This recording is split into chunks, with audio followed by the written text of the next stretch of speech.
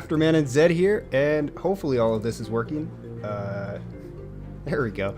Okay, just starting the game with the mods because it doesn't always load the way I like it to. So we'll see.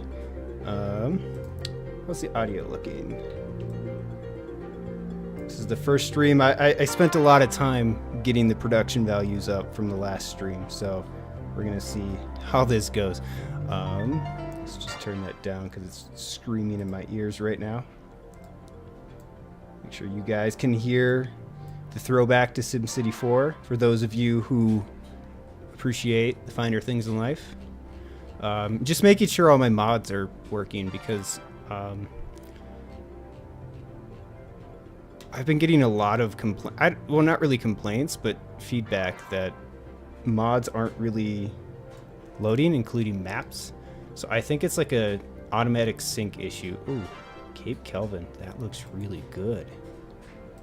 Oh, I've seen this. Okay, I will get to my map in a sec, but I don't know if I don't know if anybody else here is the kind of person to truly just start subscribing to things, because that's what I do. I subscribe to everything. Okay. I hope this audio isn't too jacked up, so if anybody has any issues with it, let me know. It's kind of hard to keep all that straight. Alright, so the project I'm working on right now is Dunedin, New Zealand. I wanted to go back to North America, see what else I could do, but I don't know. I really wanted to kind of work on one of my favorite places on the planet. Oh, thanks, Sully. Appreciate you, man. Yeah, I've really enjoyed a lot of the stuff you've been putting out, especially some of the detail work you've done with... you've done the racetrack, I believe, was kind of the first big one, so... Definitely. Yeah, as a kid, I grew up playing SimCity 4 Deluxe Edition, so that was... I don't know. That soundtrack is just so nostalgic and just so perfect, you know? So it just, yeah, just makes me feel happy every single time I hear it. All right. One of the first things I'll do in the maps is turn off the flippin' precipitation because it's just annoying.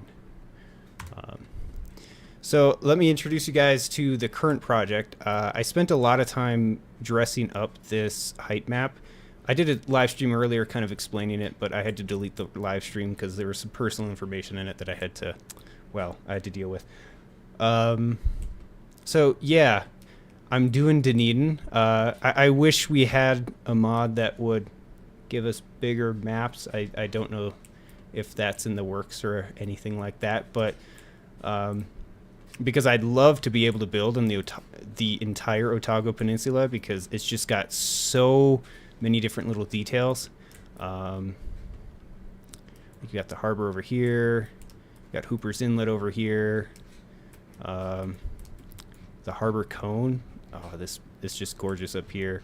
Mount Cargill is back here. So in case it's not obvious, I lived in Dunedin for a few years, hence my channel theming has kind of brought me back to this place. So yeah, and so I decided, all right, if anything, let's just recreate the map the best we can. So right now I'm kind of just planning out the map, trying to find out what I want to do. Creating the rivers is going to be a challenge, as always, so hopefully I don't have to spend like...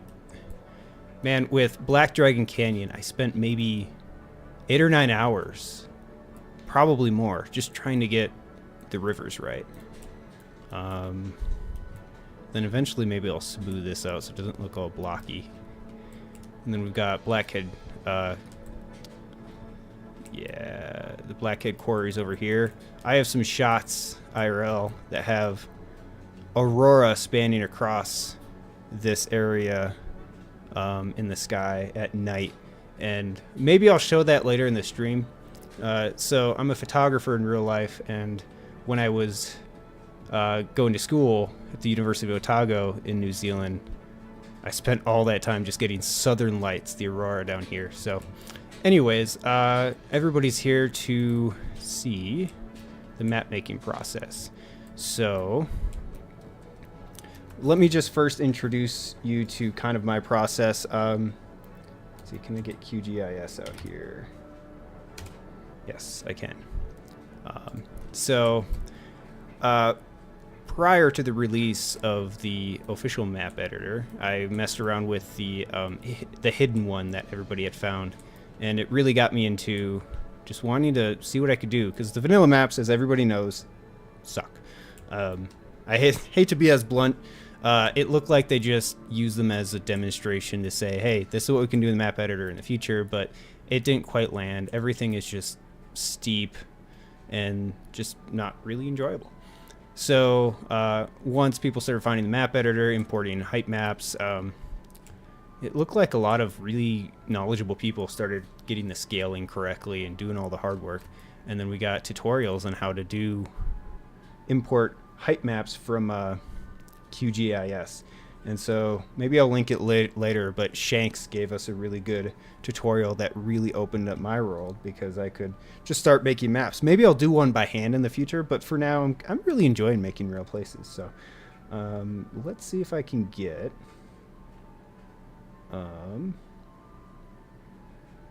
where is it going to be on the main screen? Yes, it is. Okay. Desktop. Now, right here. I don't think that worked. All right, well, we'll do it this way. All right.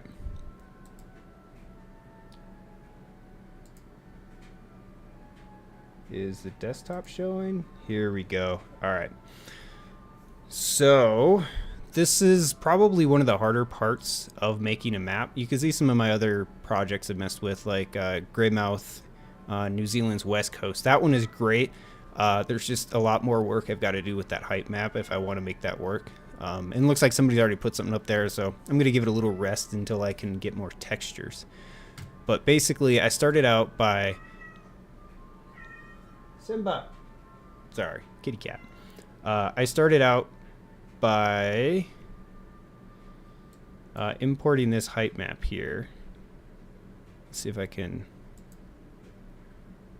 takes a lot of processing power, and with OBS running and City Skylines, we might not be able to see what the VRTs look like.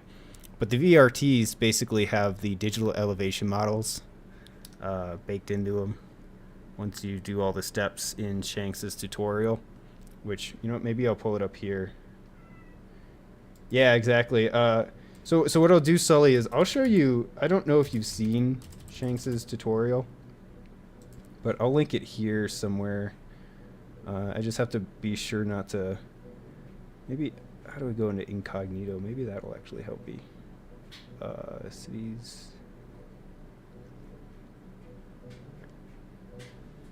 Lens? No, that's not what I wanted. Height map tutorial. Here it is. Just gonna commit a sin and open up Microsoft Edge, because that doesn't have any of my personally identifiable information in there. Yeah, Simba's a good little boy. All right, so this particular tutorial, let's see if I can put it in here. Can I send this link? Yes. Now okay, cool. I hope that works. If that link doesn't work, let me know. But again, huge prop to Shanks. I have no problem just absolutely giving them all the credit for this, because like this taught me how to do everything. But working with QGIS is a lot different than working with, say, I forgot what the websites are that allow you to kind of pull those height maps to import into City Skylines. Because here you can actually import the high resolution data, the data you really want. So say, well, of course the area has to be popular enough to have the 1 meter height map data, which is what I'm using in all my maps. So like Inoki and Black Dragon Canyon had 1 meter height map data from, let's see, Black Dragon Canyon would come from USGS, And then Lake Anoki came from LINS, which is the New Zealand version of the USGS. So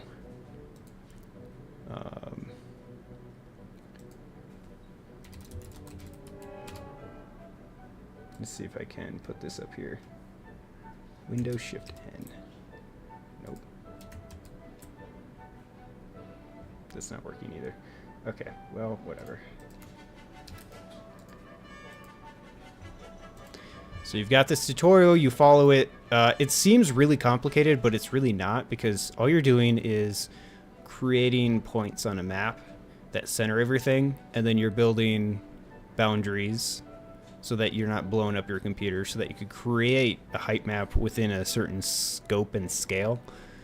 And then you're building rasters, sorry, with the height maps that you download, which are just a collection of TIFFs from, in this case, that's USGS. So right now, the data I'm working with Dunedin, and let's see what else I can bring up here too. Let's see, Skylines. Where? Oh, is this already loaded? Heck yeah. Okay. So this is the exact data that I'm working with. This is the Otago Peninsula, and it is the 1 meter height map data, a 1 meter DAM.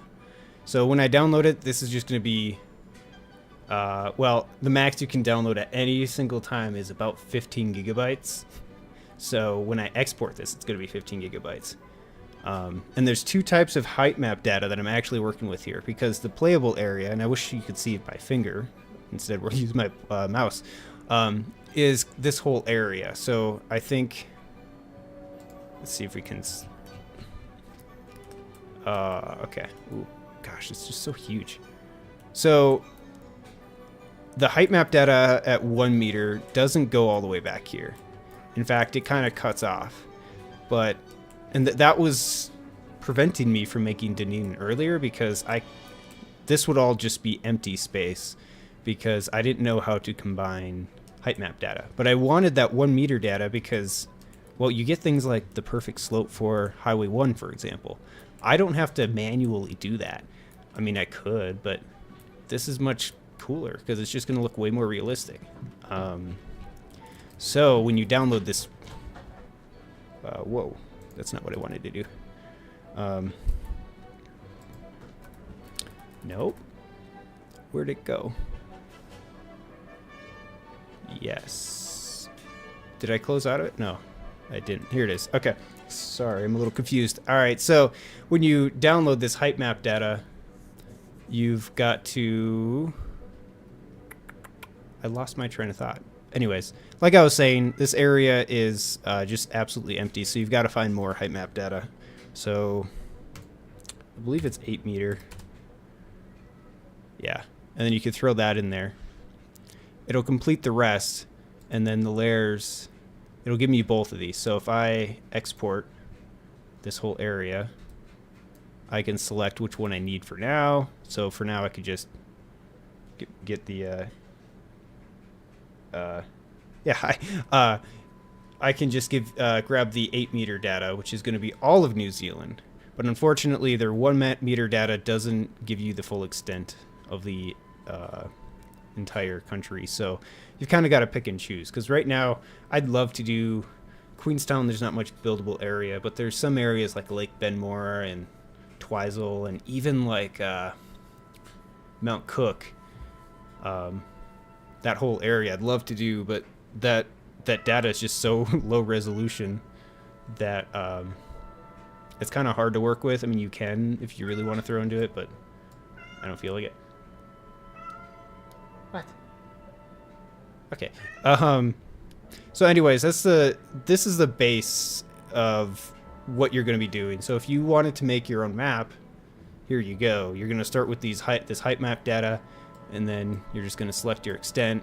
I do it manually. In the tutorial by Shanks, he actually encourages you to just export by extent and coordinates, but sometimes it's kind of an extra step I don't feel like doing. So I'll just if your computer is strong enough when you do handle these files, you can just select a big old area.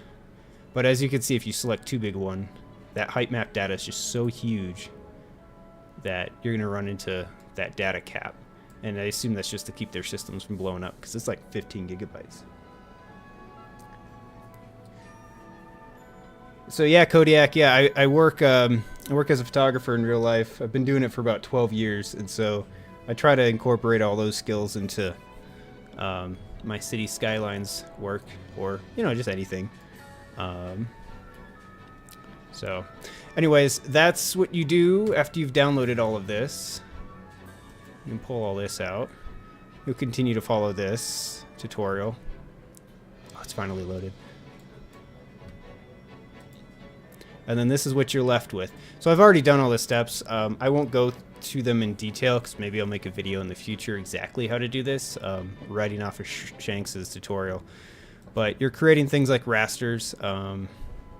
So I think you start off with a new layer. It's like a geopackage layer, and then all you're really doing is creating this center point to anchor your bounding boxes. So this is the playable area. And then the unplayable area will go on the outside. And then you'll do all these other steps. Then you will introduce your height map data, which, again, since it's like 12 gigabytes, it takes a while to load when your computer's under stress. And then after that, you export it into those lovely height map files. Let's see if I can pull one up. Right here. And then now you're just left with that. With this particular height map, you could see this gray area. This is, I had to raise this area. I had to mask this in through Photoshop to get my final height map, because this in default, let's see if I can actually, no, actually I'm not going to do that. It's going to push this sea level all the way down like a few hundred meters, and you'll have a giant void. And that's no good. That's not fun. So you kind of have to open it up in Photoshop, which thankfully I have through work here, or any other thing that allows you to create masks. So let's open this up here. Here we go. And then you'll have to select the masks through that. Actually, let's see if I can get a better example, just kind of show you what my next step is, because I guess I'm just kind of roll through and show you. So you've got this big black area. It's going to show up as just complete nonsense in the height map, and so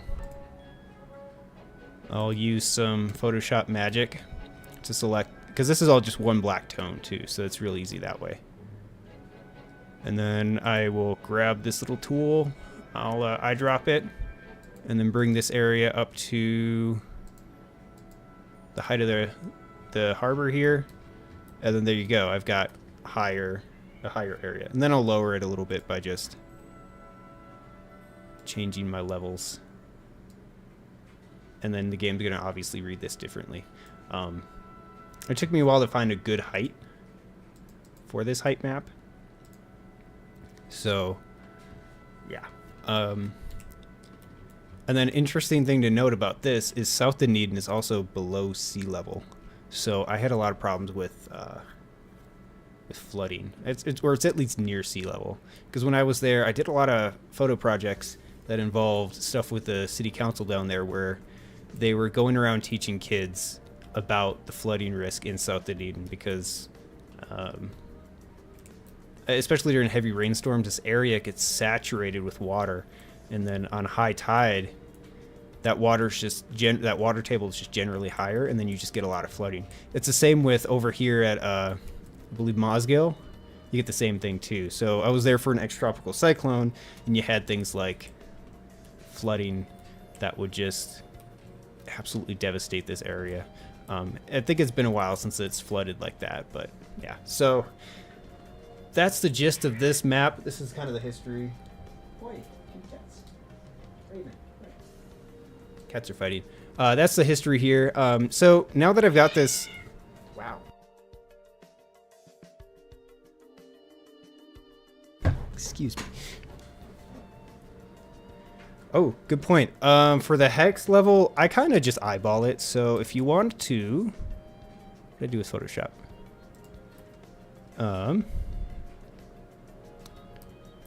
I guess it just depends on what your map would be.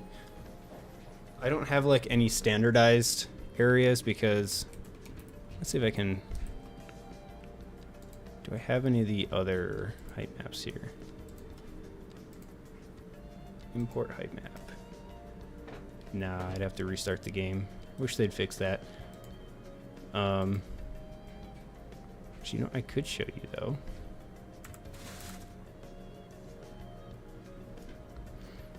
Let's see, Photoshop.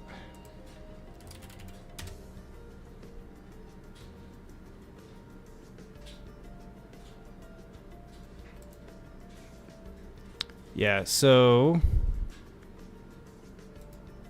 I think as I was kind of alluding to earlier is it just depends on generally what your map level should be. So for me, I looked at this as a reference. It's hard to tell, but you can kind of see this whole area kind of has a general level. So I'll just use the eyedropper tool and that'll get me kind of the way there. And I'll select this area, for example, and I will fill it in. So now this area is going to be the exact same as over here. And then just so that I have a relatively close, like sea level to the harbor, so it's not too crazy if people wanted to work it out. Pop open the levels a little bit. I'll maybe do it a point or two. I haven't done the math on how much just even 1 point down in the shadows will bring you in game, but usually I'll just adjust it as I go. So here's another tip, and I don't know if I'm communicating it right, but if you, let's see if I can go into the height map folder, common. Oh, screenshots, height map. So this is my final height map that I'm working with in City Skylines.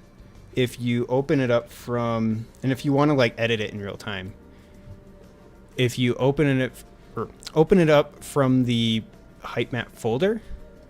So where did Photoshop go? Oh, here it is.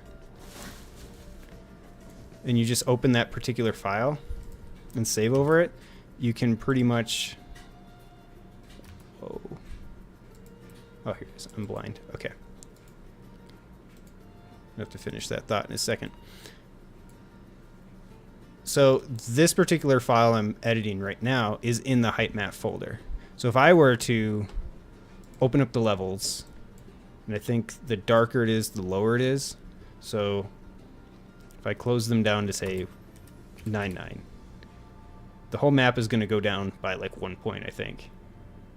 And then if I saved it, if I saved over that file, City Skylines 2 is still going to read it. So you don't have to restart the game every time you edit that height map file, which is very useful to know because sometimes you just want to raise the base sea level up a little bit, or at least the bottom of the sea floor up by like a point or two.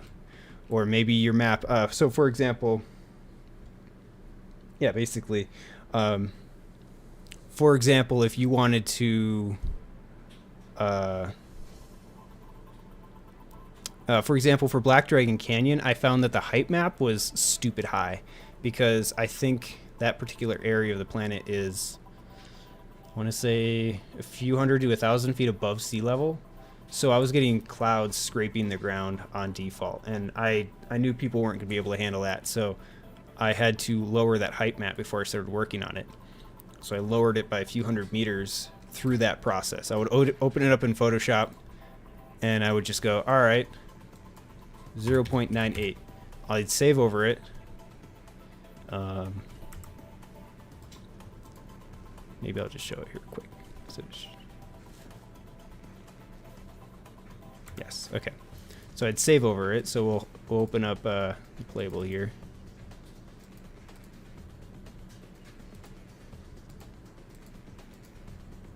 Yeah. All right. So this is the map I'm working with right now. I had to smooth it, but this is what you're going to happen is you're going to get these dark areas. But okay. So now, say I wanted this higher, right? Adjustment levels. Ooh. There's different ways you could do it. There's probably better ways too. So now I'm just going to save. And I've saved over that file. I'm going to undo this, of course, but I don't think I need that height map file anymore. Cancel. Clicking the wrong things here. Whoa. Cool. But yeah, that's essentially what I did. Was if you edit that file within that source folder and you just save over while you're in game, you can adjust things, and that's kind of wild. Huh. That's actually kind of cool. I would probably recommend just editing the exposure, because just the shadows is probably gonna mess with. I don't think you're actually gonna just raise it. I think you're just gonna change the scale of things, unless you're doing, I don't know, say just the seafloor or something. Sorry, I'm just really intrigued by how this looks here. Because these mountains are basically 2,000 feet up. No, actually that's way higher. That's probably like 6,000 feet in game. Okay. Let's undo this though. Guess I need to go back to this height map later.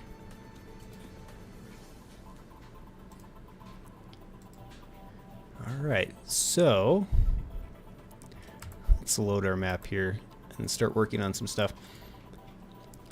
So I don't know, for those of you who are able to pop in and kind of see how this works, that's my strategy. Hopefully that helps some people if they're making their maps, because I'm not gonna lie, this map editor, it's better than the City Skylines 1 map editor in a few different ways, but there's a lot of things I wish they would have fixed, especially since some of us were in the beta. But hey, what can you do? But I believe this is 1-to-1, so that's a plus. And yeah, one final note before I start trying to get to the nitty-gritty. The height map, and this is why I like working with the real-life 1-meter height maps, is I get the road networks. Obviously, I'm not going to do much with these road networks, except just to kind of show, not to show, but just to kind of get me the playable area. So I'm going to, oh, this is the train track. Okay. I like it because I can just get the main highways in there, the railways, without having to do a whole lot of topographical work. So I'll show you how this scale comes out. Wait, are the mods not loaded? Oh, wow. Hold on, we're gonna have to... Is anybody else having issues with mods not syncing? Or syncing? Sync. Like the playsets just don't work right. And that's getting to be a little frustrating. So I'm just gonna restart the game here.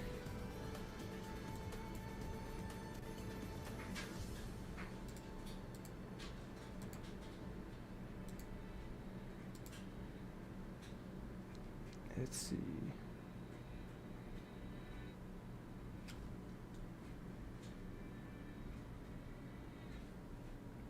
Yeah, Penderosa. Yeah, there's a lot to learn with the City Skylines 2 map editor. It's mostly just getting used to it, I'd say. I feel like people rag on all the tools a little bit too heavily, but what can you do? Like, the map editor and the editor in general, it just has so much potential, and I've been seeing what a lot of people have been doing with some of the other elements of it. So, I'm excited because I feel like once these growing pains have stopped, we'll be in a freaking great place. Yeah, I stopped using SkyV because it was messing with my playsets. Like, none of it was working. All right. I guess a good way to test to see. All right, so the maps are loading. Okay. Where's my Wanaka thumbnail? Ugh. You know, I feel like they would have been way better off just waiting on the release, but I was excited for the release, so I even told my girlfriend, you're not going to see me for like 3 weeks after this game comes out. She was terrified. Okay, Dunedin. It's more for how detailed it's supposed to be. I feel like how intuitive can you be with it, I suppose. That said, rivers are the bane of my existence in this game. And they need like climate controls without the dev mode, because I don't know. With snow, for example, I don't know why they didn't just let you turn off the visuals for the snow the same way you like turn off the day-night cycle. Actually, here, I'm going to show, I know I'm just kind of beating around the bush, but for anybody who's interested, like I said, Black Dragon Canyon took a long time because of the water. So, here we go.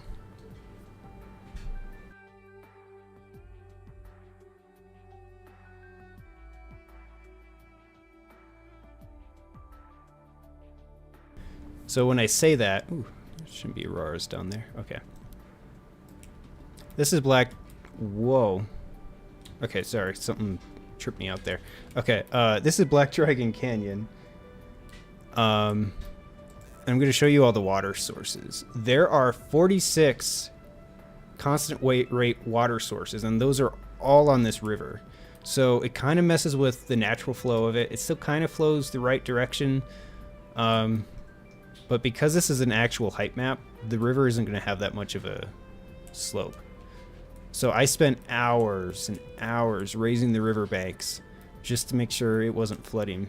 Because the river had to go from here all the way over here. Oh, wow, I went too far. And then I dropped the terrain off quite a bit because I don't know that there's... I think it drains off the side of the map somehow, but I'm just guessing here. So I've got 46 water sources stretching out through here on Black Dragon Canyon.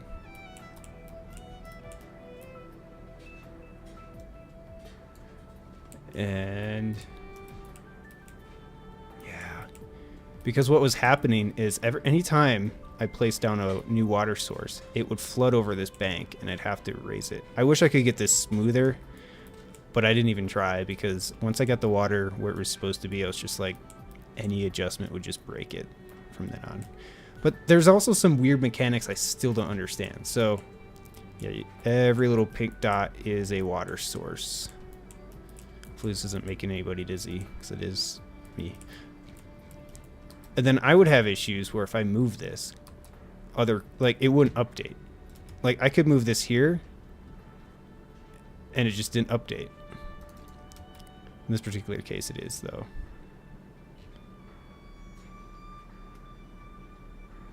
I forgot which. Oh, that just raises it. Here we go. Woo! But yeah, I would get things happen like that, and as if any of you have worked with the map editor, you'd know that if I were to, I don't remember which ones I started first. This guy. If I were to change this radius by even like a few points, so we'll just say 4, it's going to absolutely just devastate this map, or at least maybe. Or not. But see, that's the problem, is you don't know. It's not very, I don't know what the word to use is. It doesn't render as you would expect in most cases. Like here, I just put it up here. There's no water coming out. I won't see it anywhere. Oh, there it is, finally. All right, see, and then it updated there. So this is why it just takes so long and then you can't reset it. So before you start editing your water sources, save your map. If you add a new water source, save it again, because you are going to screw up so many freaking times. But I think it spawns in like a grid fashion though. So I don't know why it's not spawning there. Not spawning there. Not spawning. See, like, there you go. I don't understand why it's doing that. If anybody can give me any... Yeah, touching the water in the editor, pause it too.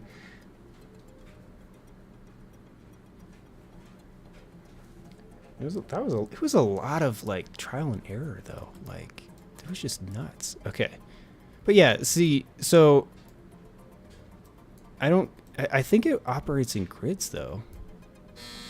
Ooh, that's loud. What's that?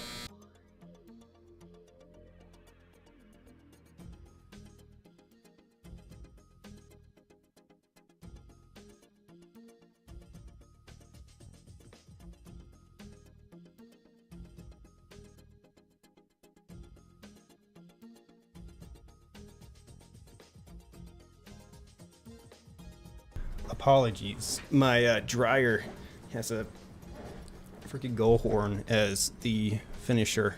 Anyways, moving on. I think it spawns in a grid fashion. Yeah, I don't know why it didn't spawn there. Does anybody know? Yeah, I'm not from New Zealand. I lived there for a few years, and when I started my YouTube adventure, I was living in New Zealand for a few years. But, you know, it has a lot of history for me, so I carry the torch of my own reference to it, so...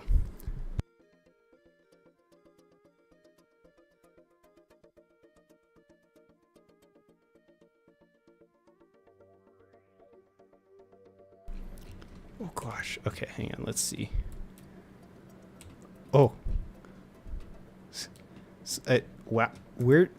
I don't know which water source is doing this, but see, this is why it took, maybe it's that one that I messed with earlier. This is why it took me so flippin' long, because I wanted to release this map right on the release of the mods and PDX mods. I was kind of terrified because people were asking me, hey, is this going to be released on the day of? I'm like, maybe.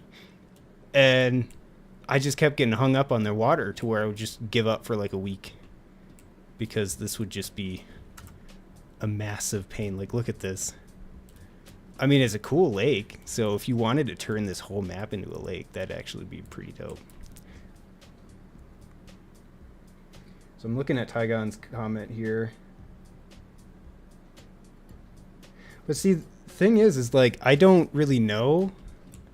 I mean, like, is it calculating? Here, hang on. This is messing with my frame rate. Let's go back to... Maybe we'll pull up, like, a Noki before we go back to Dunedin. I don't know, like, is... Those values, are they height? For the radius? Because all I see is radius and flow rate, right? So I don't know what the height is. So... This one was also tough because Lake Anoki had a lot of water sources too. Wow, actually I've only got 13 constant rate ones in there. That's because there's more slope. This is constant rate. Okay. So I just wasted time there. Okay. So we've got radius and rate, but there's really no height to the constant rate water sources. So you don't really have any, like, all right, so that's the radius. Which one is this? Is this, oh, this is rate. So is rate connected to elevation?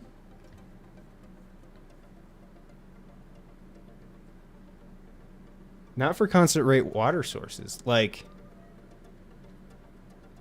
am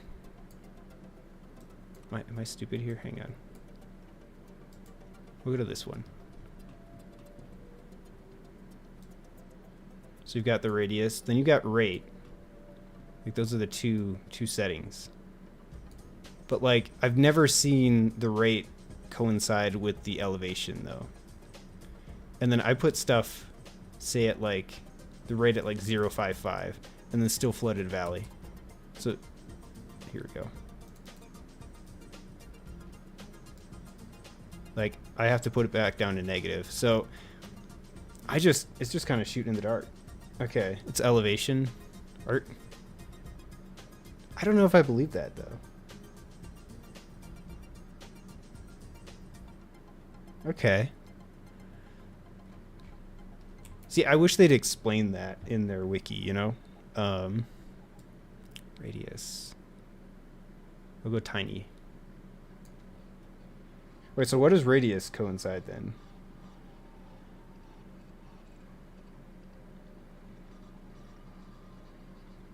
Is that just like diameter that the water's going to spawn in?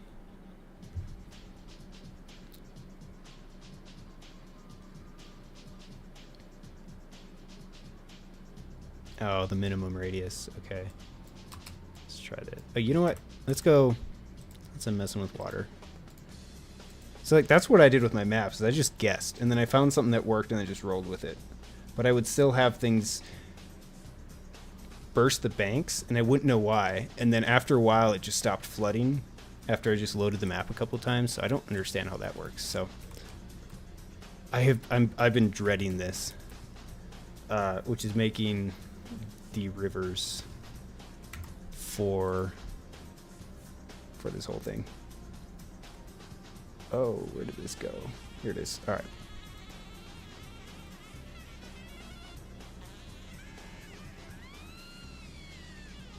Image overlay. We'll go satellite.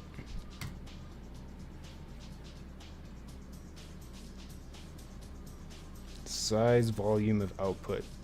Yeah, I feel like the best solution. I know they kind of kept it the same as the first City Skylines, but I feel like they had a chance to make it a little more understandable for people.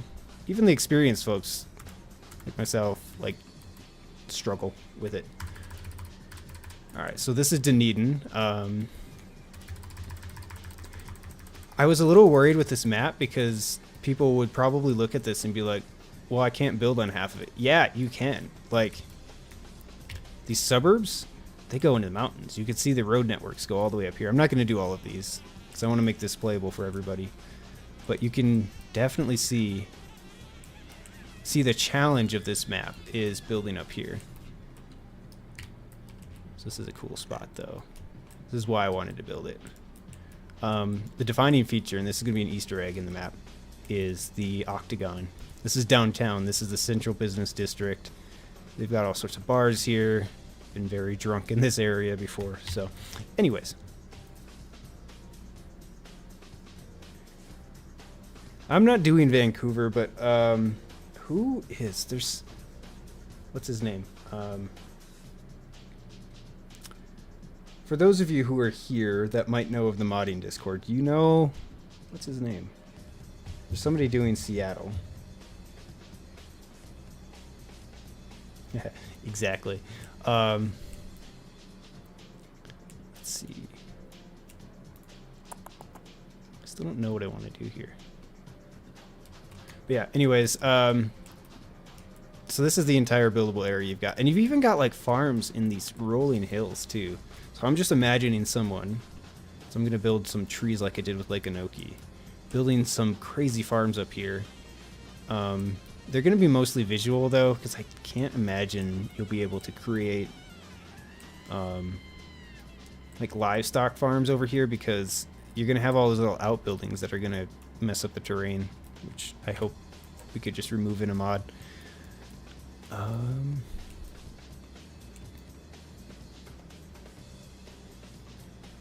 So you got like the industrial area. You've got a little... I don't really know what part of the harbor this is. Like, obviously this is like a hazardous material area. But yeah, you can just build all... Oh gosh. There you go. Just Just built all the way through here. So you've got North Dunedin up here. Let's see. I actually lived right up here. Had this gorgeous view, and then I also... So you've got the University of Otago right here. And I would walk to school the first year I was there. Where'd it go? A steep hill. So right up here, there's like a 100-year-old house that I would live in here. But anyways, this river.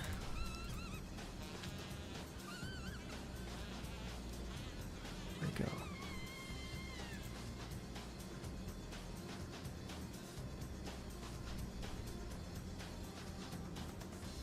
No, I wanted the map, didn't I? No, this might have the rivers on them. Here we go. So I will use these overlays to give me a bearing on where the rivers actually are. So like this one, I don't know where I want to start the water source.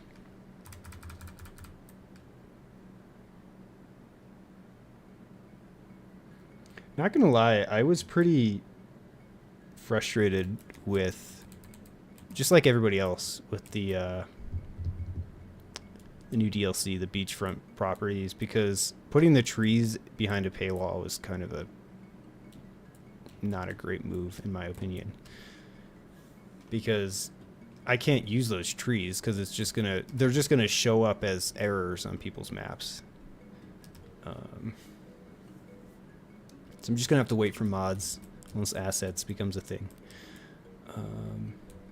I just don't want to make people download things on my maps because that's just always a massive pain for people to do.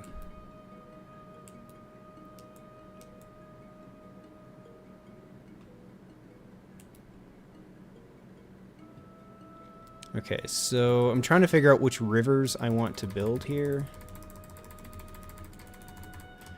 because this little stream over here isn't worth the trouble, that is for sure.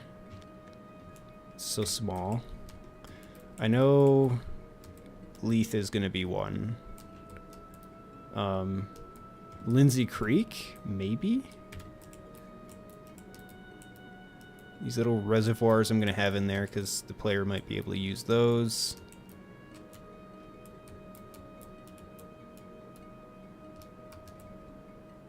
The Kayakorai. Hopefully I'm not butchering that. This is actually like... Wow, that's gonna be tough.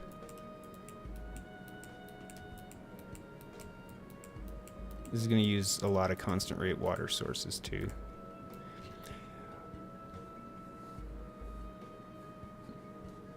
Yes, this map is also based in New Zealand. This is Dunedin, New Zealand. Dunedin. Ah, I suck at things. Okay. Like it's got all the elements you need. Like you've got quarries. You got a lot of flat buildable area down here at least. And I think the terrain gives a really unique challenge. This is why I want to choose it. I'm gonna have to dress this up a little bit. That's gonna take hours, if I'm honest, to fix this up. Because this is outside the map too. No, actually no, that is inside the map. Okay. So I'll just build a road here and smooth it from there. I was lazy when I was making this hype map, so I am paying for it dearly. Bad things are gonna happen. Hang on.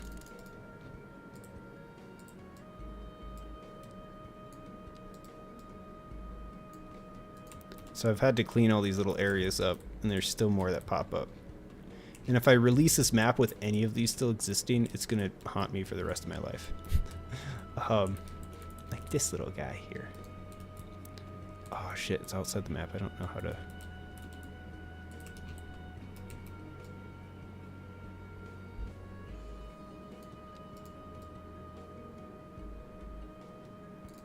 Okay.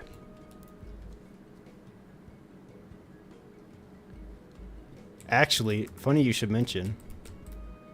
Where is it? The cricket pitch actually shows up in the height map.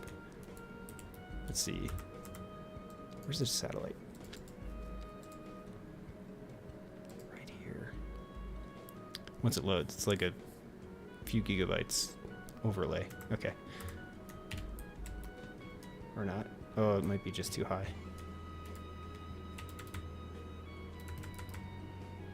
Wait, what? Hold on. Excuse my clicking. I wish I could just hold it down and do a thing. Right here. Uh-oh. Something's not right.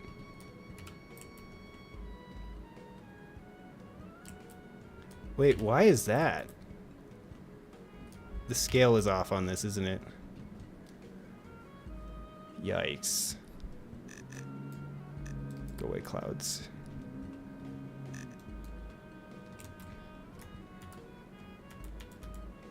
That's weird. Do I have the wrong one in there?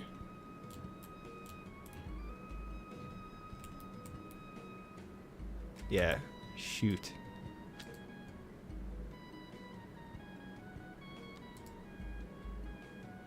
Oh. That's the wrong one.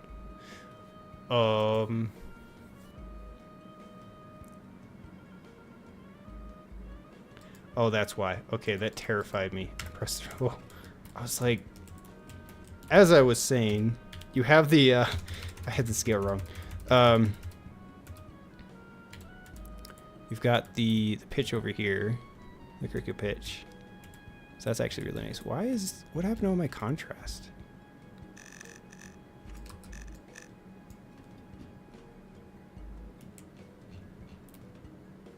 What is happening here? Is this weather?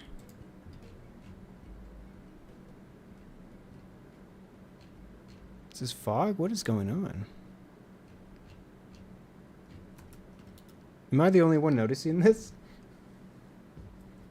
Yeah, the surface tool is definitely going to be good for this cricket pitch here. Why? What happened to all my contrast, though?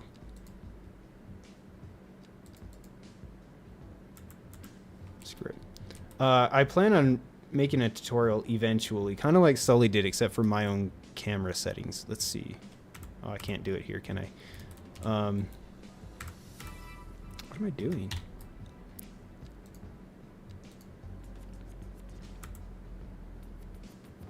What? Oh, this is a weather effect.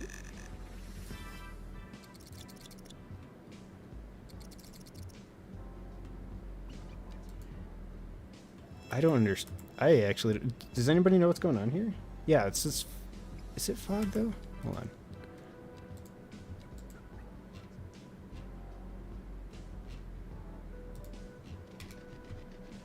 What a pain. Why is the fog so high, though? Whatever, we're gonna get rid of that for now. It looks good in game. I actually really like the volumetric fog. Gives you a lot of scale.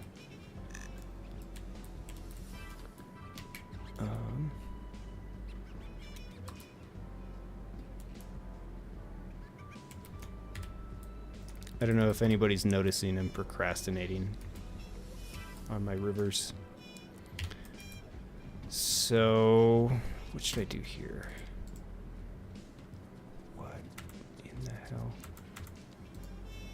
I need the fog, actually. It's too colorful.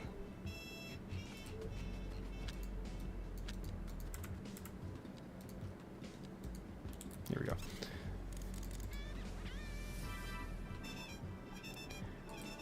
I don't know what base height I should make this here. Let's make it nice and low, because I'm going to need that slope later on.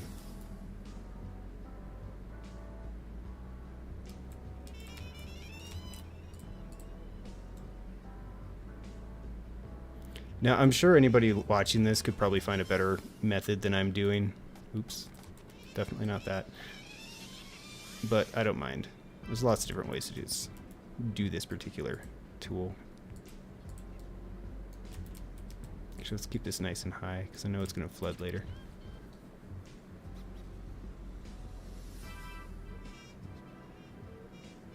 Yeah, I think the volumetric stuff was kicking in, but I've never seen it that aggressive. Maybe it's just because this height map is really low. I should probably check. No, actually it does go pretty low.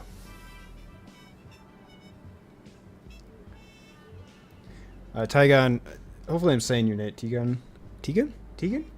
Am I being dumb? Anyways, yeah, I've been trying to set that. I don't know if it's changed yet, but for the climate settings, the prefabs, they said they updated stuff, but I don't know if we can actually set the latitude and longitude for this sun yet. I think it's still being worked on. So we're going to change this overlay again back to the maps. And I'm doing a lot of bouncing back and forth here. What happened to the overlay?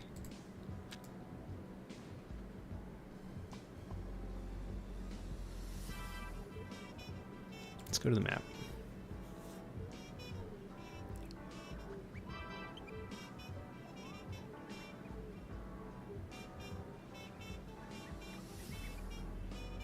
What do you mean, Kodiak? Did you just like...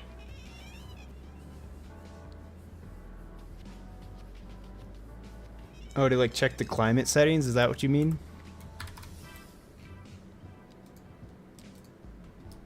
Oh, that is too much overlay. Hold on. It's not enough overlay. That's annoying. It's gonna go all the way over here. Easy. Just gonna get it painted in here first. What if I still have that video up of what Leith looks like?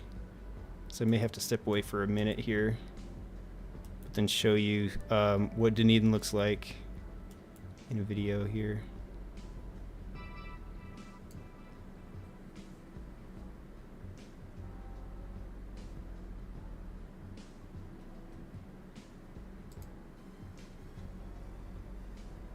Oh, yeah, yeah, I get you now. Well, you know, what I was trying to do, because I had this whole plan to update all my maps on release that had already been uploaded to PDX mods with the correct seasons, so flipping the seasons. But I didn't realize it until after I'd done it that apparently the climate settings don't change yet. I don't know if that's been fixed yet, but... Alright, we're just gonna... I'm gonna change the slope here in a little bit. I'm just making sure I can see where the river is first.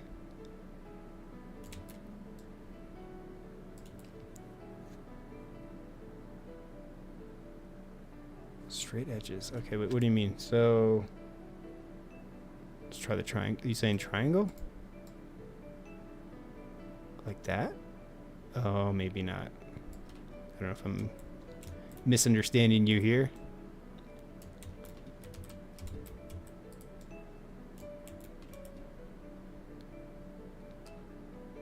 So the lady was telling me maybe I should go all Bob Ross with my map making.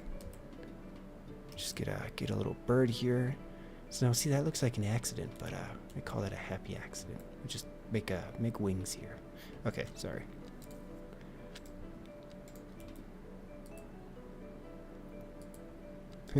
All right.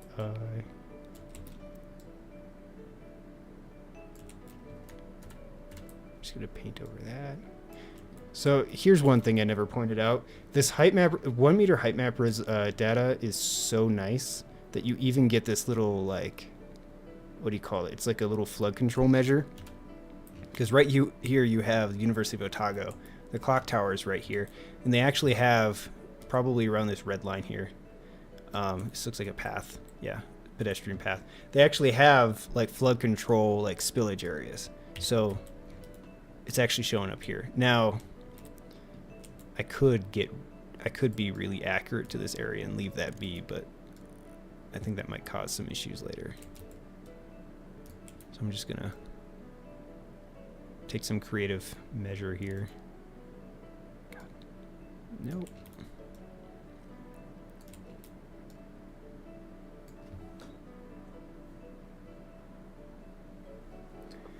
You know, now I complain about the trees behind the paywall, but I released Black Dragon Canyon utilizing that texture, that stock texture that was obviously behind a... you could get it for free if you were dedicated enough, but yeah, that was a little laziness on my part. I could have created some textures, but I just wanted to release the map. I was kind of done with it at that point, so I just said screw it. So I just stuck with the one that worked, but it just sucked that I couldn't distribute it because I don't want to get sued.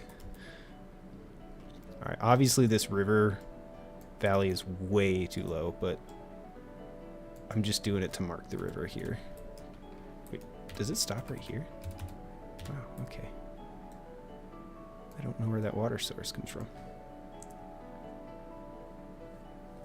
I don't know. So, Canadian, does the map like actually... Oh, what? Oh, okay, that's a bridge, that's why. Does the water features mod actually work and like get embedded into maps? Because I'm a little concerned about that. All right, I'm gonna just widen this stream because it's just gonna cause me so many issues if I don't.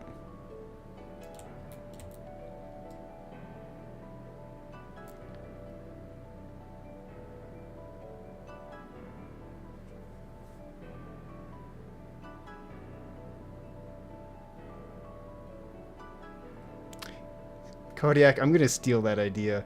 I'm gonna dress up like Bob Ross and actually throw up a webcam, and we'll do that. Only if you'll let me. I'll steal your idea. All right.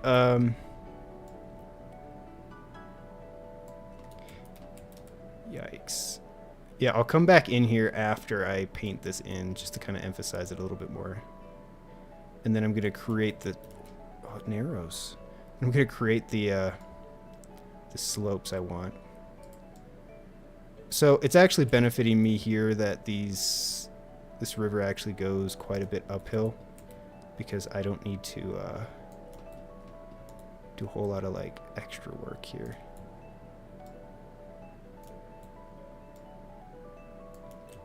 Oh wow, that is wow. I don't want to ruin it too much by doing this. I'm gonna save this. Oop. I'm gonna save this as a pro tip. Every stage, create a new save file in case you royally screw up everything. Like what I might be doing right now. I've been afraid to live stream because the amount of trial and error I do. I don't want to mislead people into thinking whatever I do is the right way of doing things. Okay, yeah, that is a steep river. Holy crap. It's going to give the water a lot of velocity, though. I already know where it's going to start flooding. How much... Wait, where's the edge of the map? Oh, it's way over there. I don't know if I want to spend an hour just doing this.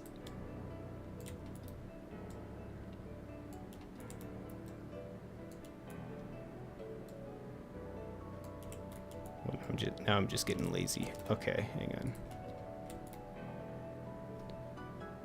on. Oh, I think I'm being a little too aggressive here. Hang on.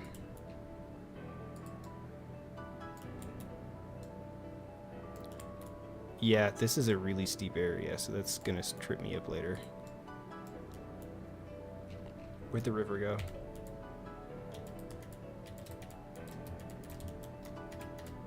What? What happened to my overlay tool? Hold on.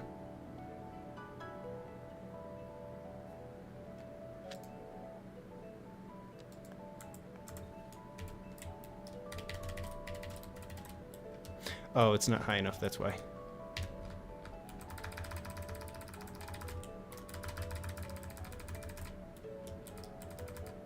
What? Did the fog just disappear again?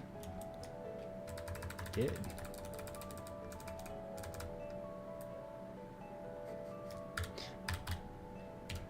All right. Well, I'm doing it. Once I maybe I'll dress as Bob Ross for Halloween too, and that'll be my excuse when the girlfriend asks why I'm buying Bob Ross costumes. Okay. Wow. All right. This river is getting hard to spot. I am really messing up this river too.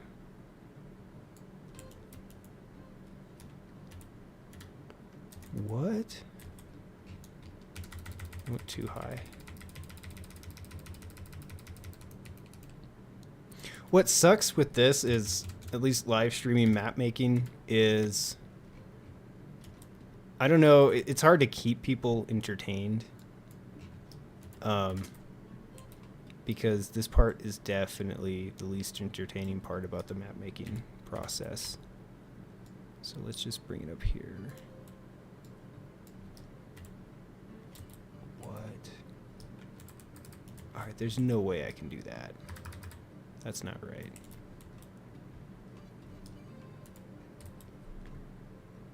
It just... Alright, let's try this. Maybe we'll just take a little creative freedom here.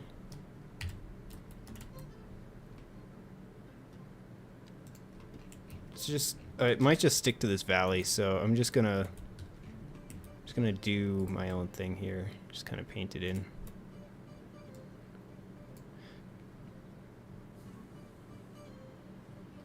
For me, it's probably just preference, because when you introduce the water for the stream, it's easier to have it a little bit wider, especially when you want to get the slopes in. I'll probably go in later and refine it a little bit more, or I might go in after the stream and actually redo this. I'm not sure what I want to do yet. I'm just getting really familiar with this area. Let's go. So it just goes around this corner. Alright, so this might not be dead accurate to real life here, but... And again, what I'm doing here is I'm just marking the river. Okay. I might just stop it here, I'm not sure. I don't know where this all goes. Is it just going to end up here? So I'll probably put the water source here then. Yeah, that's a good idea.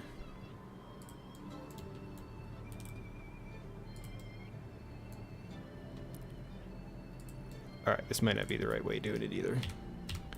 So take this with a grain of salt.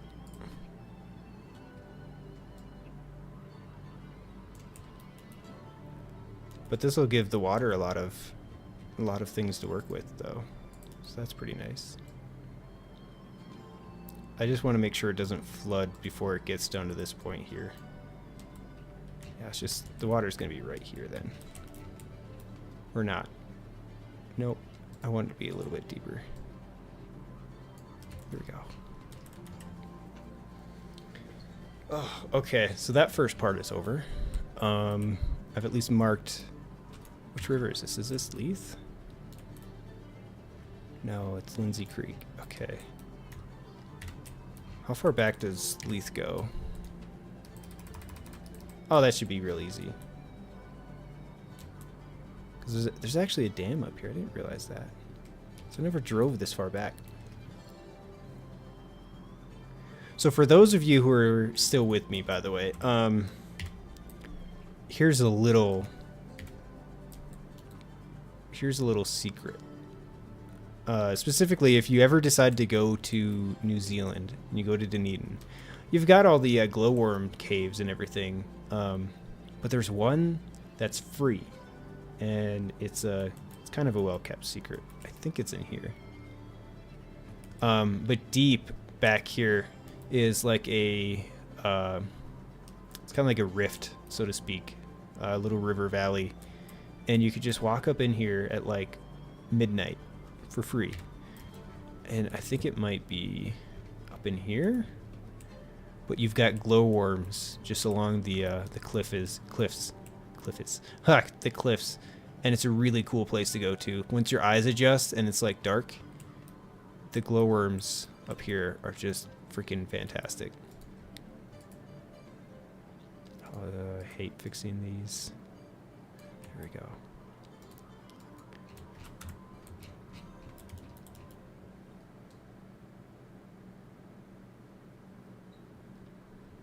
So yeah, go to Dunedin, one of my favorite places on this planet.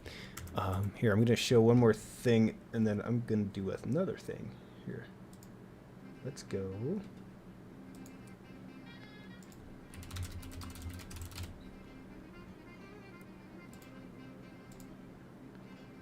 Let's see. I'm just digging around for a thing here. Bear with me.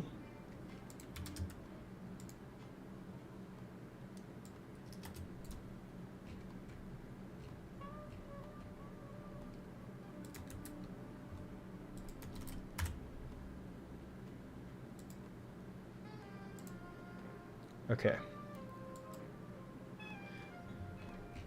So this is my personal channel, but I wanted to show you. All right. So this is, oh, that's loud. So this is South Dunedin. This is St. Clair, I believe St. Clair Beach. It's been a long time since I've been in New Zealand. This is during an ex-tropical cyclone, but this is what South Dunedin looks like during high tide, during a storm. So you get all this flooding up here. Yeah, New Zealand it's a great place for road trips. So this is South Dunedin. You'll see people dealing with the flooding down here. So for some context, I think this was filmed like right down here. Yeah.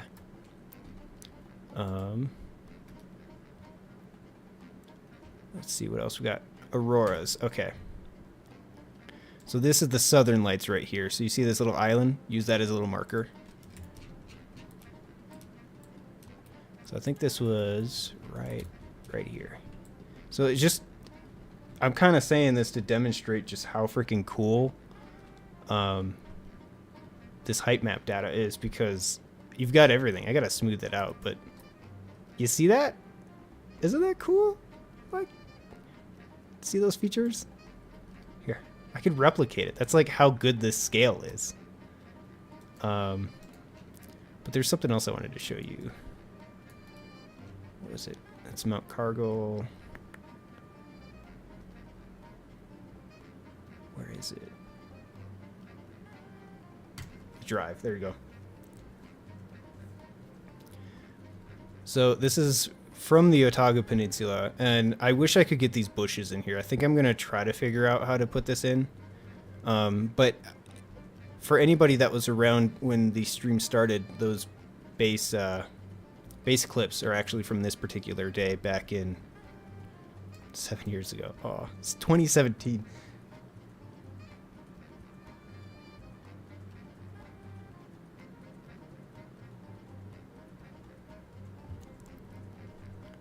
And that's my old website. But so here's one really cool thing, and I plan on doing this once this map is completed. It's going to take me a long time. But the sea fog would roll in from the Pacific, and you would just get this absolutely gorgeous landscape, and it would just spill over, and you would just get this blanket of fog just coming over the edge. And so anytime it would be foggy, I would rush out to the Otago Peninsula, and I would just drive around in this area. And this road, not gonna lie, sketchy, but one of the coolest things about this place, and which is why I want to replicate it, is descending into the fog. So watch this. Boom, now you're in the fog, and now you're just gonna slowly go down. And it's actually just scary thick too. And you'll pop in and out here and there. And then now you're under the fog. I don't think I have any aerials of... Oh, this is what I wanted to actually show you. So this is the Water of Leith. Right? So I think Dunedin... what is that? I know that means something in... Is it Gaelic? Hang on.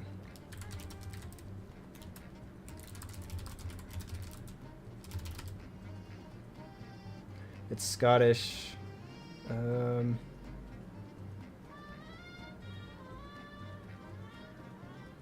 Castle on the Rock.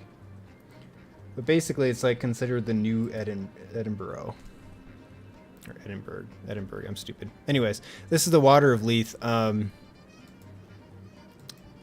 when it's raged. But this is what I was talking about earlier of that little spillway. So water spills away in that area because obviously flooding is an issue. We got all these sweet old homes. I want somebody to make those assets. What is... I don't know what that is. So it's not a very deep river, that's for sure. So I'm probably making it deeper than it needs to be. I'm going to work on that.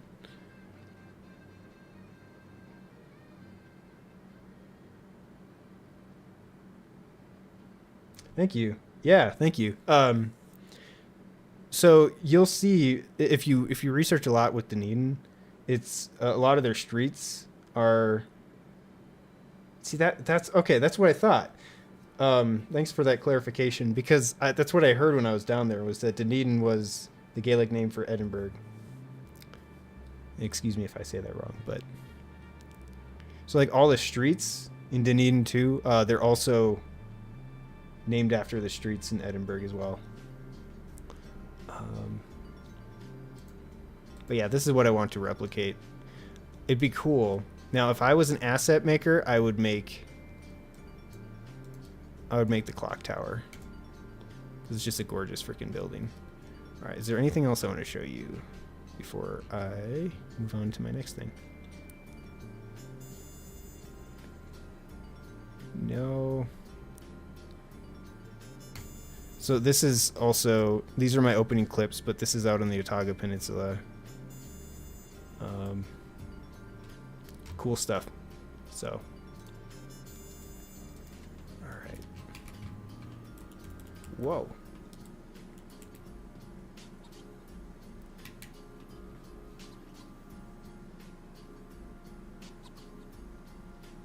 Same. Okay. So we'll get back to this river. I'm going to step away just for a sec to go grab something. So I will leave you with a video while I go and do that. Real quick. It'll take like a minute or two. I'll leave you with this.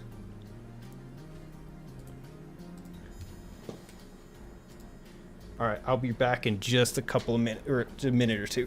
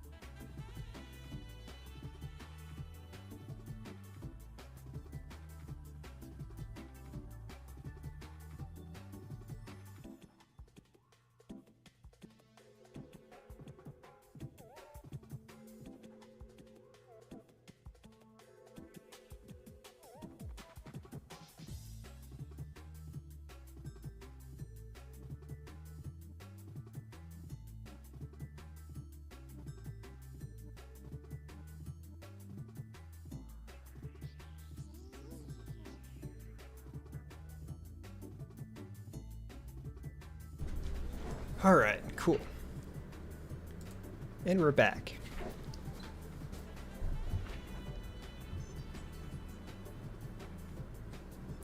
Oh, okay. So here's some context. That was filmed on Mount Cargill, and as I was saying earlier with the fog, you can actually drive all the way up to the top of this mountain, which is really freaking cool.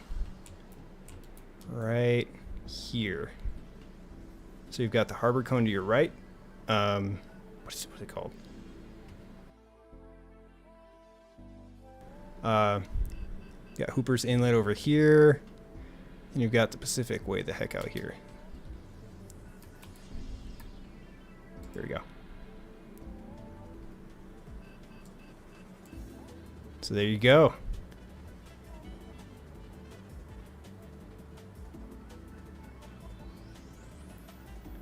Let's see.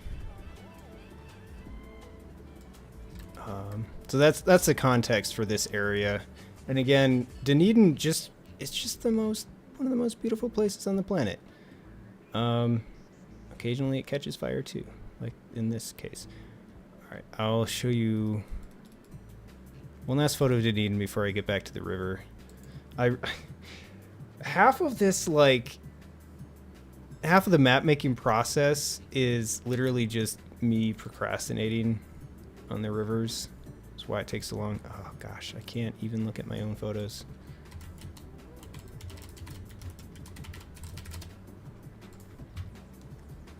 Sorry, I don't mean to throw ads. I don't care who those people are. All right. If it loads, I don't need that.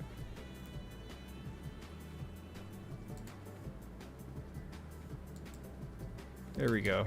That shouldn't have taken as long.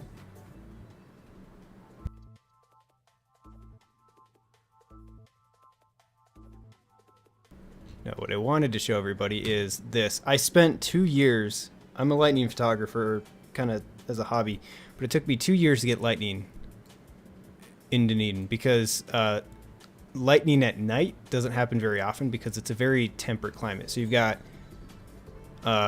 Antarctica is way the heck down here somewhere, obviously very, very far away. But that cold ocean current goes all the way up the coast here. So you rarely get enough instability for thunderstorms. But you get things like this, which is freaking cool. Which, I don't know. Not many people get to say they got lightning photos in Dunedin. Or auroras. This is down at the harbor. Same thing, you see the harbor cone right here. This was filmed somewhere over here. But enough of that. Let's get back to the river. Because this is literally going to be all I'm going to be doing for a while, because you can't get to the other parts of the map until you deal with the river. Especially with trees. Because you just need to have the river in place first. Unless you want more work for yourself, which I don't like extra work, because that sucks.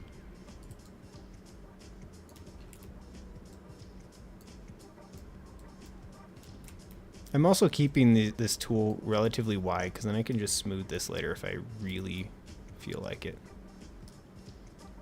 Alright, Leith is going to be a pain.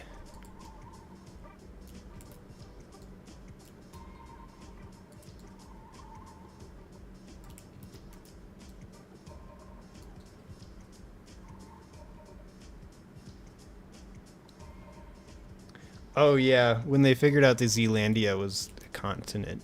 Like, that was some interesting news. I had so many people talking to me about that. Like, dude, did you know New Zealand is technically its own continent too? I'm just like, it's not exactly right, but kinda.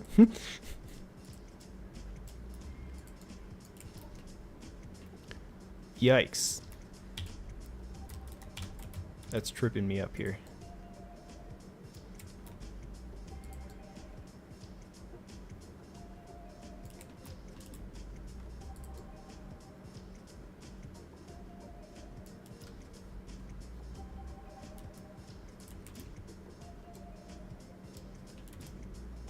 You guys think I should add a webcam so you can watch me sweat while I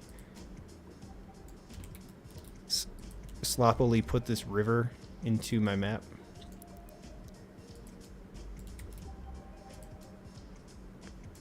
Here we go. I'm thinking maybe I'll put a cat cam in the corner so you guys could watch my cats nap in the sun while I spend way too much time on this river. What? Is there like a little stream that exists too? Oh, it comes in through this way. Yeah.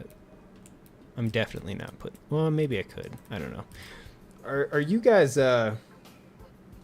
familiar with the creator Owl? His maps, especially for City Skylines 1, were friggin' legendary.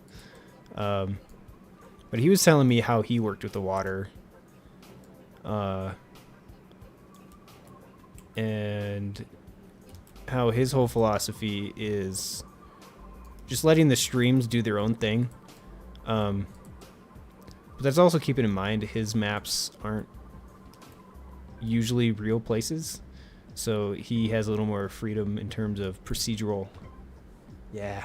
Oh, wow. Okay, that's going to be a pain in the ass later. But his maps are mostly procedural, I think, and then he kind of starts to add some extra stuff in there, too. I am doing some crazy things to this map right now.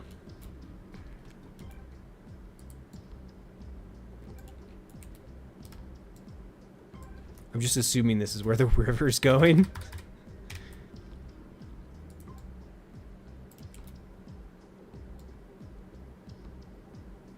Through here. Yikes. But this is going to benefit me later, too, because there's plenty of slope here. So this map might actually end up being easier than Lake Anoki and easier than Black Dragon Canyon. At least so far. There's some other things that might make it hard later. But yeah, I really recommend you go and check out Owl's map because there's just... his maps are just so awesome, especially with the way he worked with the rivers and the water. How much? Oh god, that's so much. That's way too much. And right there.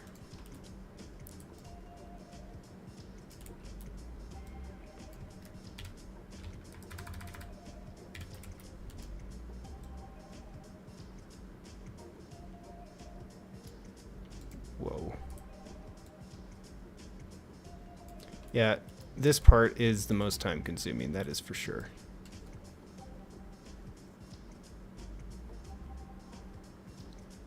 You know what's funny is, you know, I really love building cities, but I haven't built a city in my maps yet.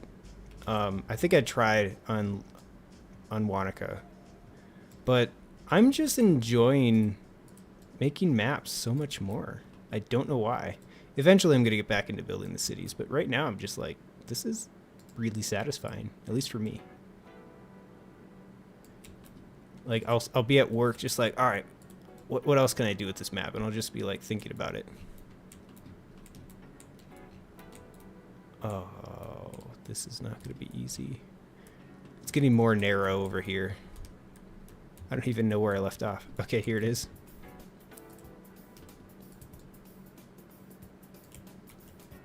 I don't even need to terraform this spot.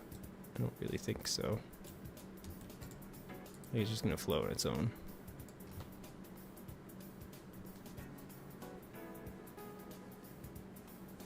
Oh, thanks.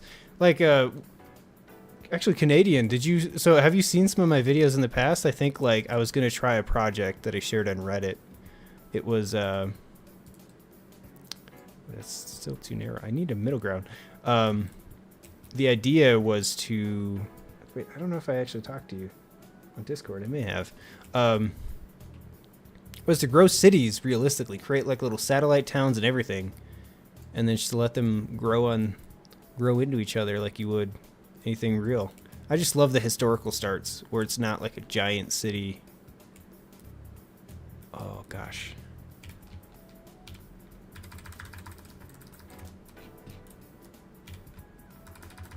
Okay. Am I even in the right area? Oh, it flows this way. Okay. Ah, this is getting tough. Let's make sure we save it.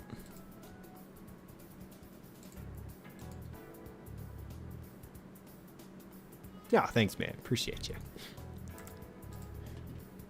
Yeah, I don't know. City builders are my favorite. Even to the point where I annoy the hell out of Luke, or he's known as Random Polak on YouTube, I think. It's been a while since he's done anything, but I annoy the hell out of him because they'll all want to play Helldivers, and then I'll play like 2 or 3 rounds, and then I'll be like, hey guys, I'll be back in like a little bit, and then they'll pester me. They'll be like, hey man, want to play some more Helldivers? I'm like, just one more tree, one more river.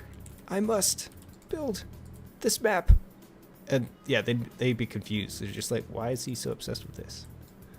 It's because it's fun.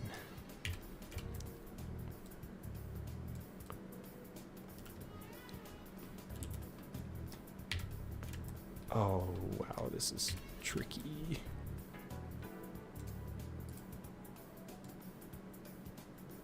Okay, I shouldn't be so obsessed with being exact here.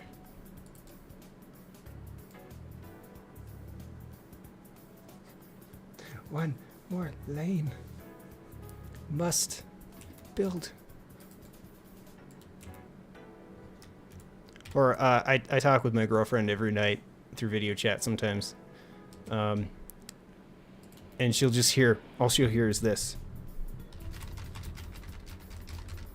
So just hear me clicking away, creating cities. She's gotten used to it, but for a while it bugged the hell out of her until she realized I'm doing important work. All right.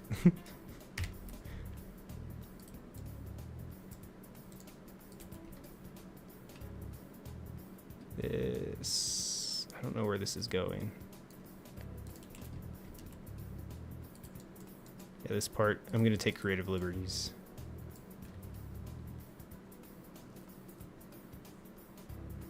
I think I've stayed up until sunrise before doing this stuff, but I turned 30 this year, so it's harder for me to actually like do this the older I get.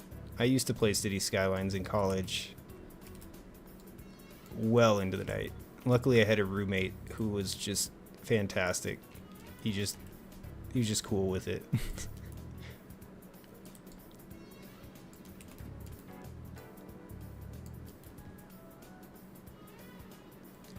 But a quiet keyboard and mouse is just not as satisfying. You need the clicks, man. You need the tactile feedback.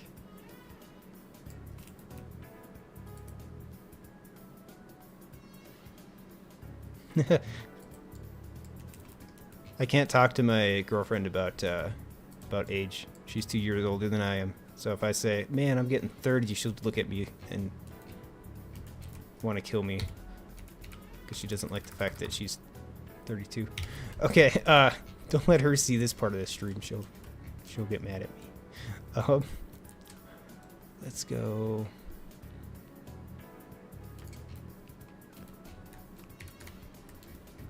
Right here.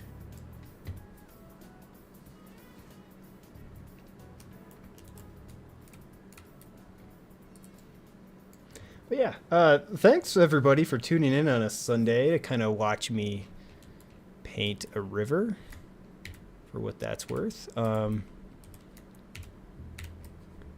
this is probably all you'll see for this stream is just getting these rivers correct, which is not easy. Because this part, I'd start to work on some other stuff to keep it a little more entertaining, but you've got to get the rivers in there first before you work on pretty much anything else. Which, that part kind of sucks, but...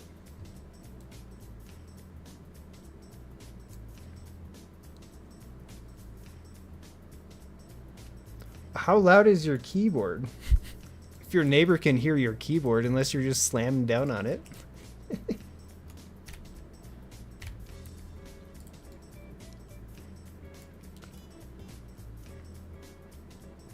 Oh, hey, has anybody seen the new mod for SimCity 4. The 3D mod that came out just a little bit ago. That lets you change the camera angles and all that.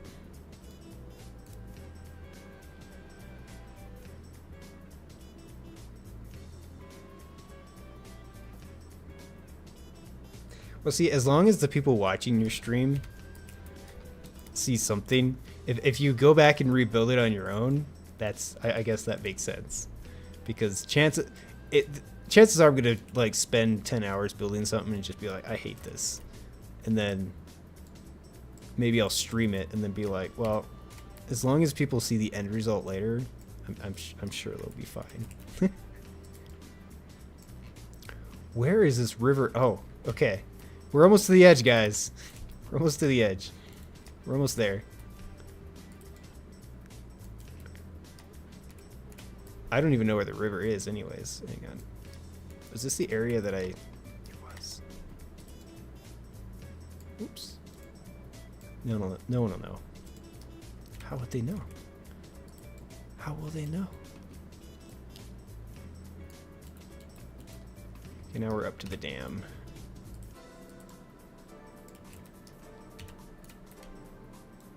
Should I just make the dam like this? Should I just go for it? Yeah, you know what? We're down for some details.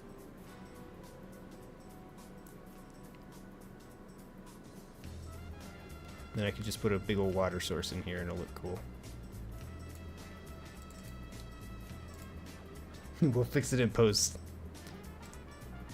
I do that with photography too. I'm just like, you know what? I'll edit this later.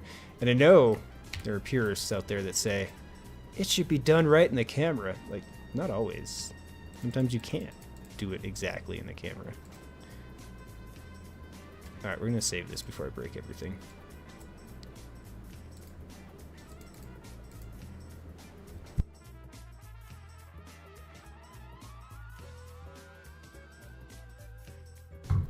You know, one would think that, except with the border river sources. However, unless it's changed in the last few weeks, unless it's changed in the last few weeks, if I were to put a border river source right here, it's going to change the water level of everything else in the unplayable area. So I will have, this whole area will flood. This will turn into a giant lake. Let's see. And this is why it kind of sucks, and I wish they'd do something about it. So did I save this before I show you what I mean for those who don't know?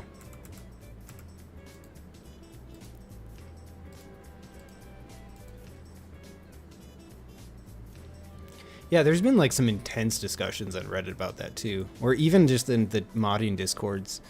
Let's go. Is everything paused? I always get confused as to what's paused and what's not. Okay, yeah. What happened in the river? Where am I? You know, at least props to how big their maps are now, because... here it is. I just can't find anything. So obviously I'm not ready to build the river yet, but I just kind of want to try something.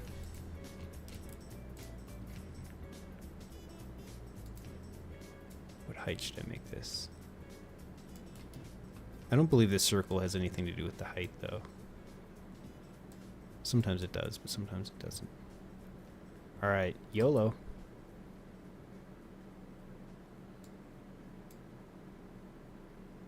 Alright, what has it done to the edge? Or has it not? Is it going by sea level? Was I wrong?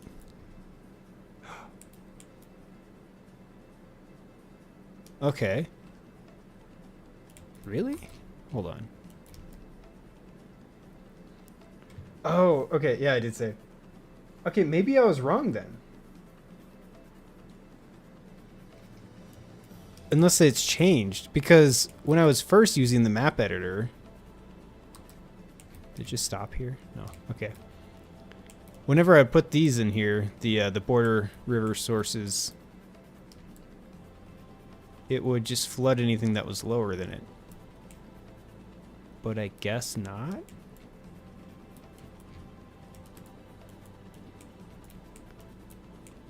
Hold on. Everything seems fine. Can anybody confirm for me that the... Well, maybe it's because I've already set the sea level. So you have to set the sea level first before you introduce border river sources. Man, that would have been helpful to know. See, you know, that would have been helpful to know before.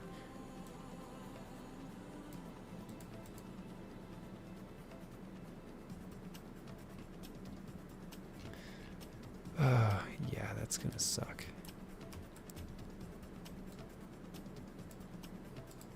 There we go.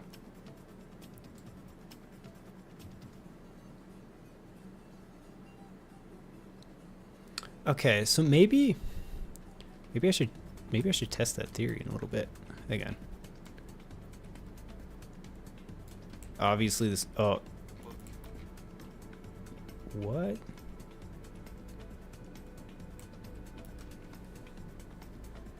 Oh, well, that'll do it. Wait, how is it doing that though? It's going right through. I don't want to make it small though. Actually, that's probably, yeah, you're right though. I'm just gonna. Wait, so is radius connected to the rate though?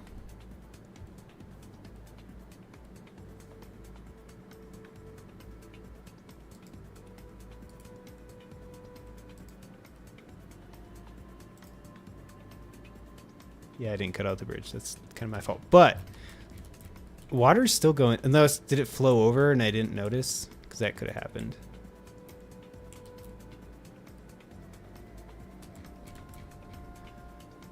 Well, at least it's not creating like waves like it did in City Skylines 1.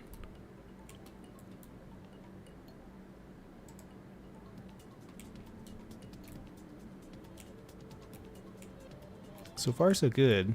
And we'll just kind of refine this later, but get better slopes going. Maybe I don't even have to, though. I could probably just smooth it out.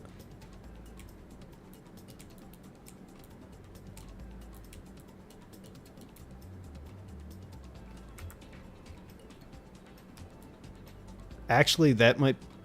Damn. I won't have to add 200 constant rate water sources for this, I don't think.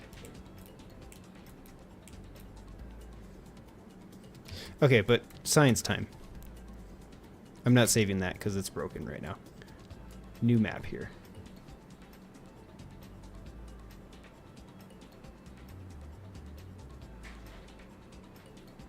Yeah, they really need to add some sort of documentation that shows how that works, because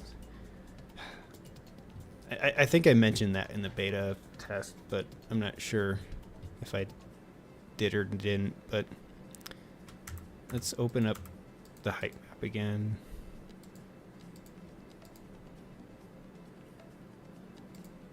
So these are just the base height maps.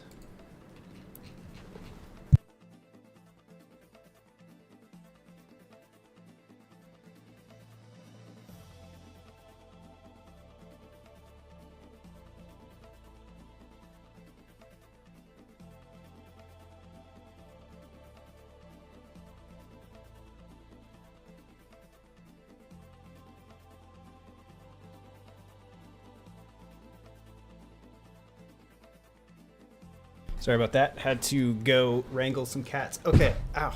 Elbow. Funny bone. All right. So this is what I wanted to test. So if I put a sea level source, not sea, what? All right. This is what we'll do. Oh, not that. Let's restart the game.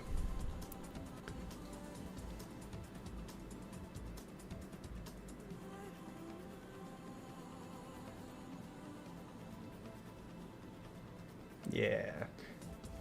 Okay. So, where was I?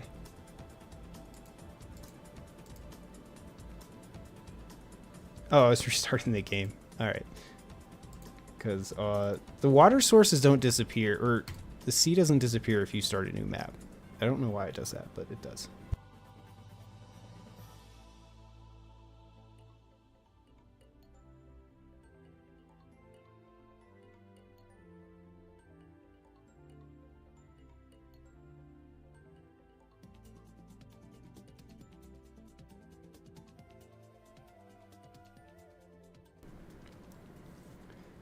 So who here has been with the City Skylines since the inception of the game?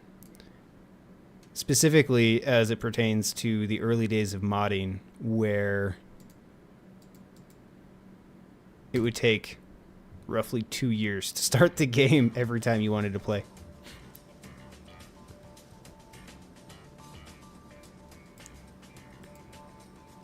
Editor. Sorry, I keep forgetting what I'm doing.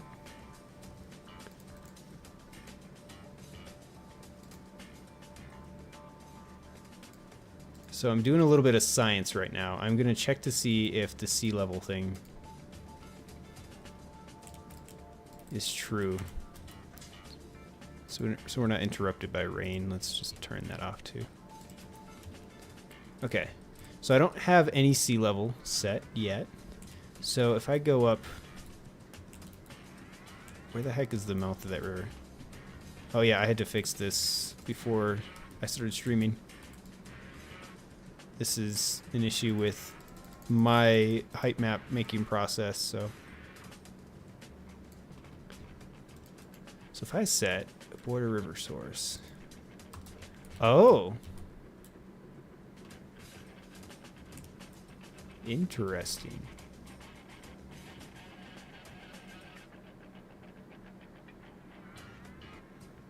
Yeah, I've been playing Cities Skylines 1 since it came out. I sat in my dorm waiting for it to unlock. It was 2015. I was so damn excited. Okay, so okay, so that tells me that if you set the border river source first, it's going to set the sea level. So what if I delete that?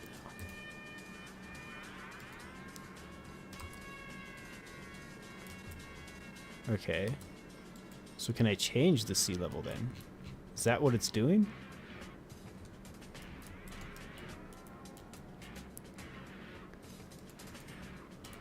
Oh, yikes. So I can see the sea level on the left here.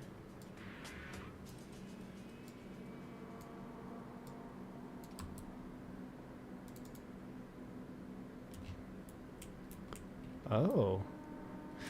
Okay. Now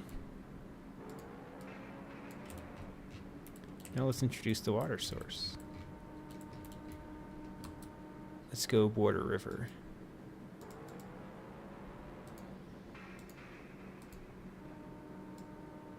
Oh. Oh, okay. All right. Thank you. Okay, so now we have learned something. And Tegan, hopefully I'm saying your name right, but that makes more sense. Is that in the wiki? Does anybody know that you need to set the sea level first? Ah, see, I missed that. That would have been helpful when I was making Lake Anoki. But what sucks is you still can't make rivers or lakes in the unplayable area. It just has to be set to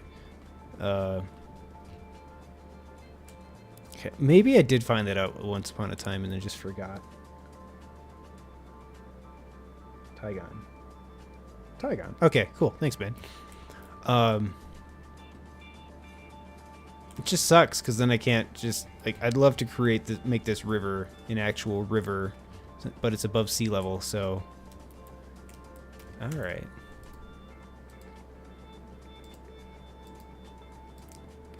Oh, so when the game reloads, it keeps that sea level too. That's kind of crazy. What's up, Brad? So yeah, we're just making some maps here. Where was I? Oh, I was. Oh, I hate making rivers so much. Okay, so after that little science experiment, we're back here on the water of Leith. And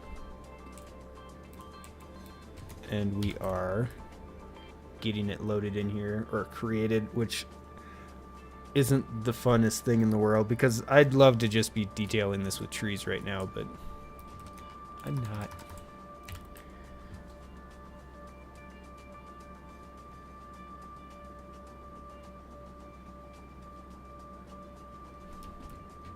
Yeah, I hope you're doing well too, man. Like, yeah, it's just a chill Sunday, I would say. Alright, so what we were doing here before is... One of the drawbacks of my method here is we've just got this big old wide area. So maybe we'll just kind of work on... It's still a little deep for my taste.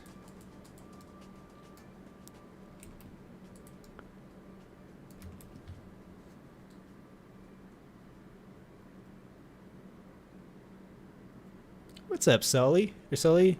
Glad you're back. You missed our little experiment.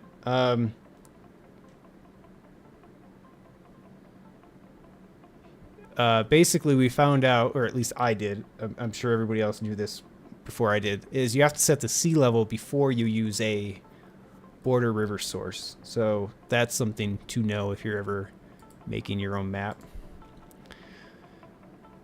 Oh, this is still a daunting process for rivers.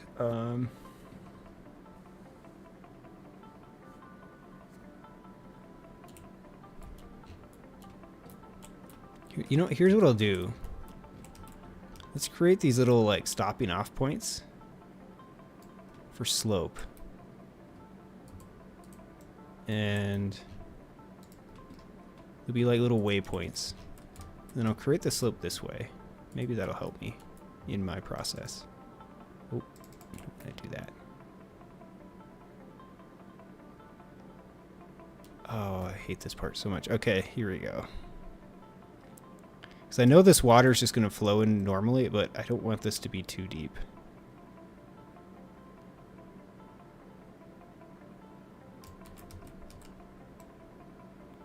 Because the more slope you have, the more fun you'll have with the river.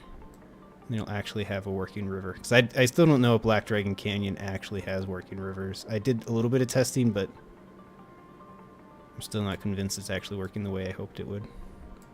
Ah.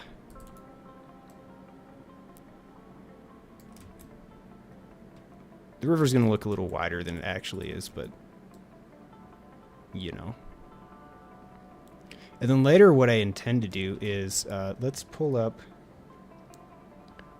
Did I have edge up here?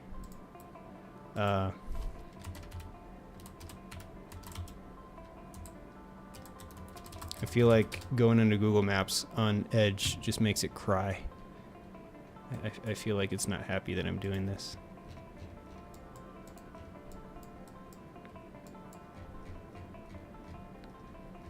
Okay, so what I intend to do with the map is making these little shallow areas as well, because there's this channel, this shipping channel, that brings it all the way down here, because it's, this whole area is very shallow, and I'm guessing for the bigger ships, they just needed this whole area deeper than it needed to be. Port Chalmers, for some reason I couldn't think of that earlier, but anyways, so if anybody's seen, Lake Anoki, one of the things I like doing is elevating the terrain in these areas to make it really shallow and to give the water texture, as if there's like sediment buildups and all this other stuff. So, can I get a 3D view? It isn't giving it to me.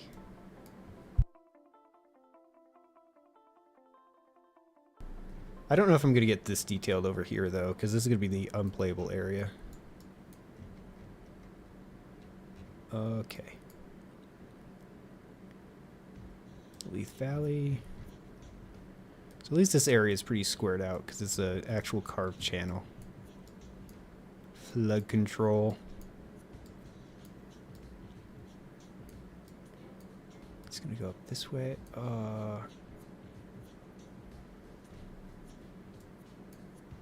Okay. You know, what might be a cool idea is creating little quays, or keys, sorry. I call them quays. But little keys on this side in this area. Just kind of give it a nice little detail for people to look at when they download the map. So like I could create like a little like small barrier over here. It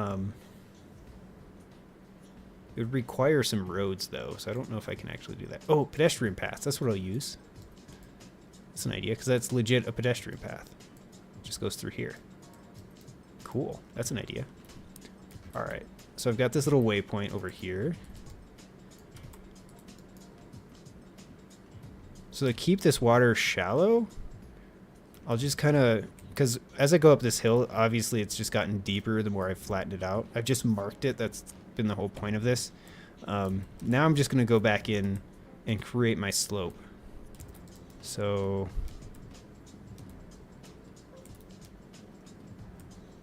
I'll set it here just to see where it's at. Way over here. Okay.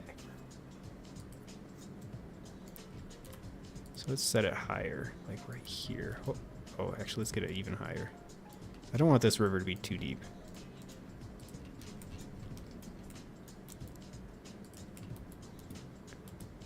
Let's go like this.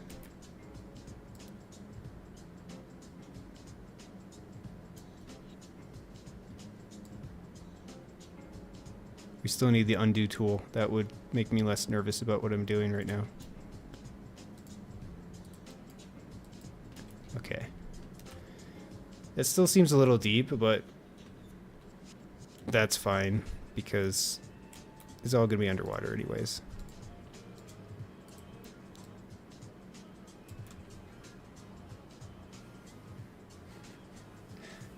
Oh, I could flood it again if you want. If you guys want to see, some biblical flooding over here, I could recreate it. Why is this still so deep, though? Maybe I'll...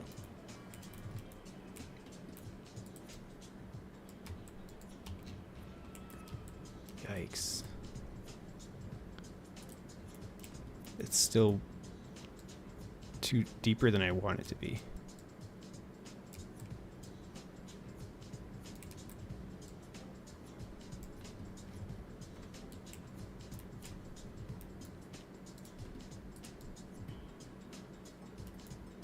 Now this may look sloppy right now, and it definitely is, but I'll dress it up a little bit later. Just the whole point is to just kind of at least get this in here in a workable state before I make it look better. I don't know if this is the right way of doing it. It's the way I've done it, though.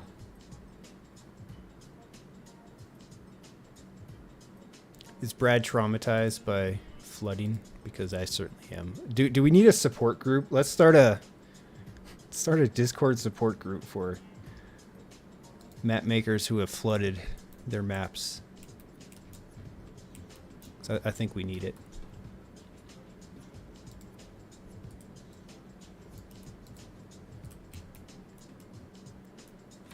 Here we go.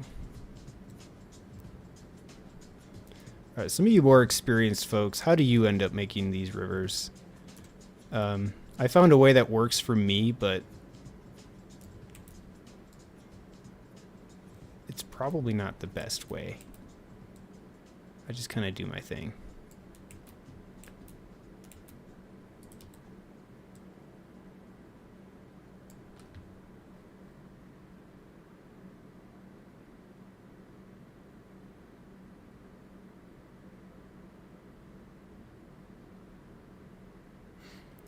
I have created, like, the only thing is, the reason I'm doing the markers, or making little waypoints, is this river, cutting it out way up here, if I were to do point to point from the start to the end of the river, I'm still going to cut deep into all these areas. So I'm going to need those little waypoints.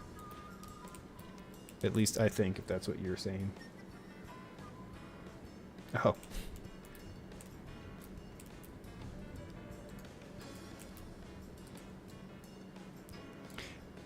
You know, early on when I made my first map edit for City Skylines 2, I edited one of the base maps, and it ended up just blowing up because it was one of the first maps that people made for City Skylines 2, and I put it on Nexus. But I got a few complaints about the entire map just flooding. People would get like 4 hours into their city, and then their city would just end up turning into Atlantis. Did that happen to any of you?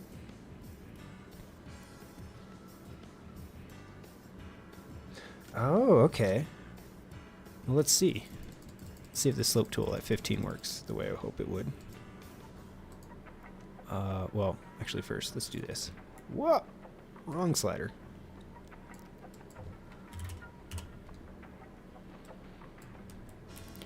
I'm just gonna, I don't know.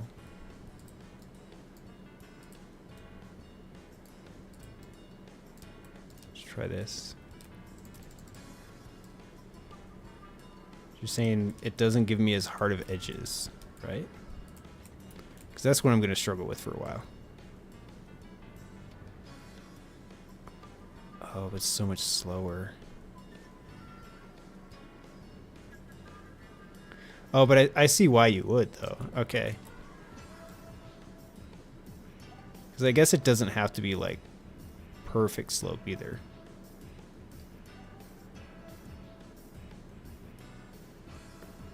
That's not a bad method. I might try it that way.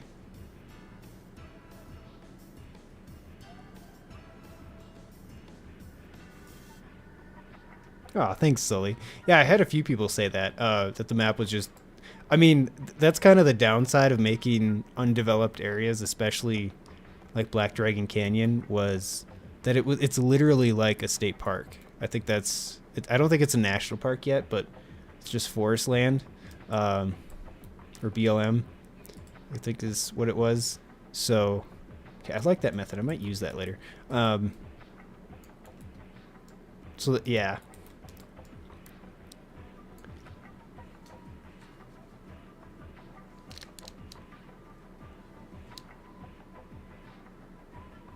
Wait, where did you DM me, Canadian? What was that? Was that on Discord? I don't remember if it was you I was talking to like weeks ago about something.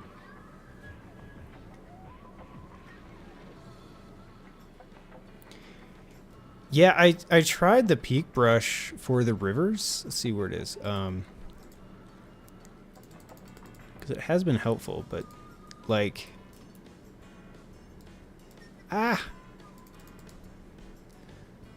what have you done? I'm just kidding. All right. Don't panic. Don't panic. Let's not panic. I'm not panicking. All right, hang on. I can fix this. No one will know. How would they know? Okay, hold on. Before I start messing with anybody's suggestions, let's just save everything. Okay. Peak brush.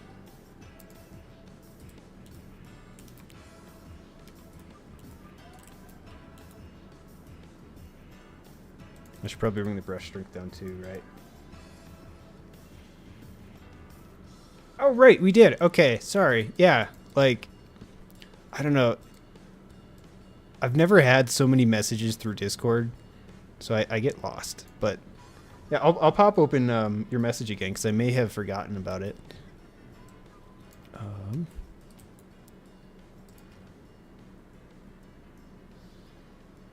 Oh, the lower tool. Okay, I see what you're saying. So you've just kind of done it like this. Okay, I guess I have to do it more. More. There we go. You know? Oops.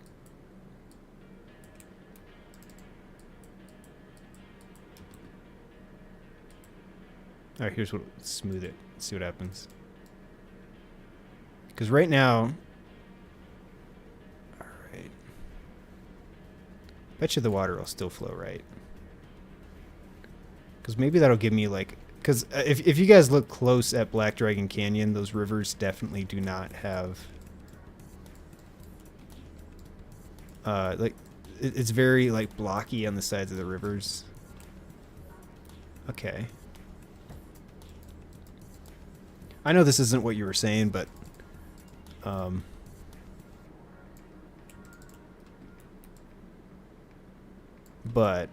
I think this might be how I smooth the edges. So what I'm gonna do first is I like what you're suggesting there, Tygon, but I might save that for after I can guarantee I've got a slope here that's consistent, and then I'll go in and refine it that way.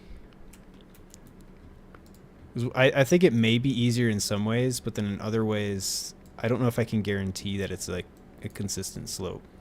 Or at least on flatter maps, that is. Like for this one, I'm sure it'll work either method. Or I could just do the 25%. Just be a little more subtle about it.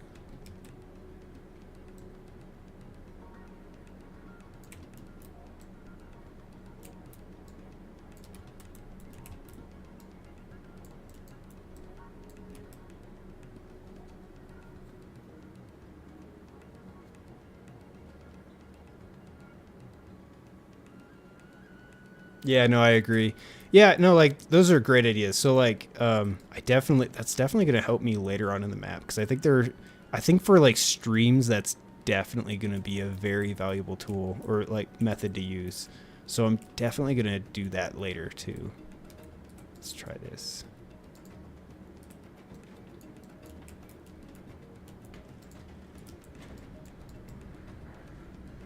Oh, it's getting windy again. Okay. We had like 90-mile-an-hour winds here in Colorado last night, so if you guys hear any wind, we're still at the tail end of that windstorm right now. All right, so I'm just going back to my brute force method here. If you guys get tired of the SimCity 4 loop, let me know, and maybe I'll find some other music that won't get me copyright strikes.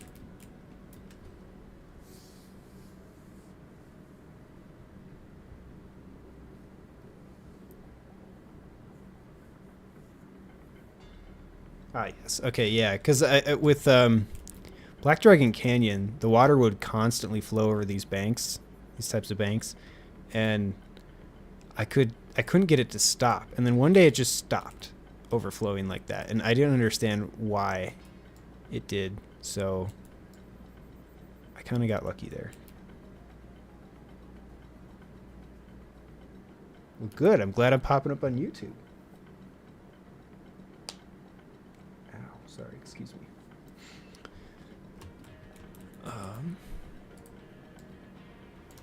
Ooh, okay, that's not what I wanted to do. This part is going to get more complicated because it's generally steeper. Let's try this. Is it down here? Okay.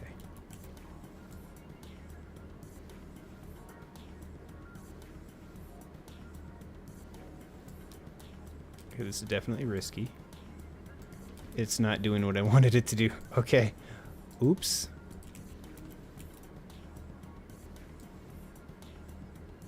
There we go.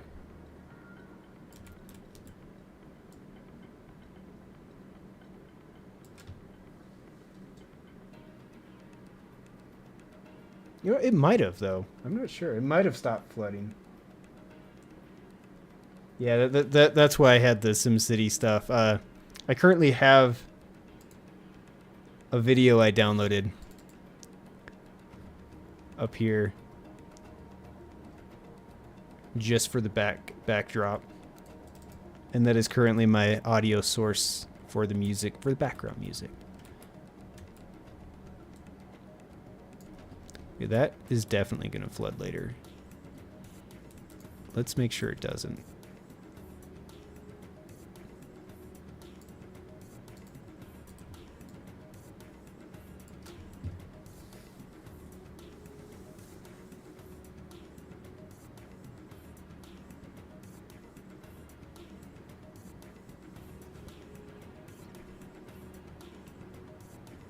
Yeah, always add your ocean first, by the way. Or that's what I'm gathering, if I'm adding the right information to relay to anybody. That is such a huge slope. Okay, hang on. Right there. Let's try that.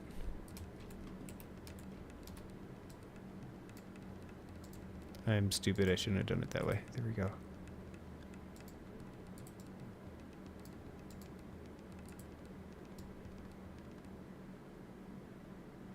Sweet. Yeah, this river is definitely going to be much easier than Black Dragon Canyon. Ever was.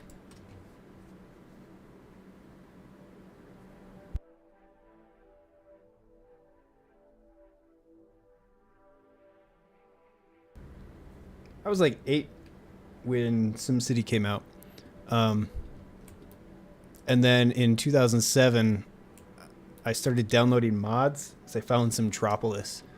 So I was like, what, 13 or 14? I would import map. No, I was 15. No, yeah, I was 13 or 14. And I would just download all those maps. People made some crazy maps. And then it was that the region view is probably the coolest feature in SimCity. Where am I? Okay. Because... Okay, I got really lost for a minute there. The region feature is something I really wish they would have experimented with here. I guess they can't steal everything from SimCity, but that would have really helped with, all right, if you've got a computer that doesn't like these games a little bit, then at least you could work with smaller maps if you really wanted to. Or set your map size, I don't know. And then combine them all together for a big region. Like that, I'm sure they've thought about it, because technically it's harder to do with a full 3D game. But they did it with SimCity 2013 as well, so... albeit not in the best way, because everything was supposed to be online, but whatever.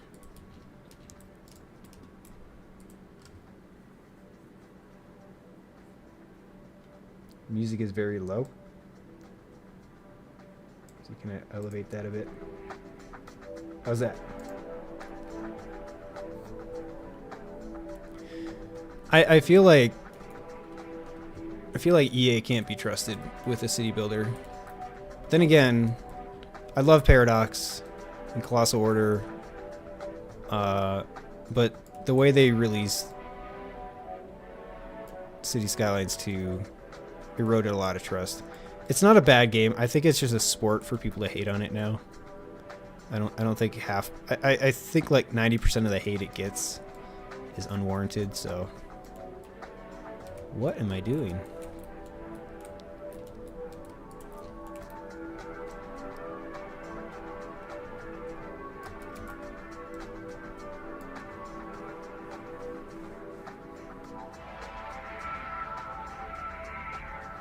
SimCity 2013 made me so sad.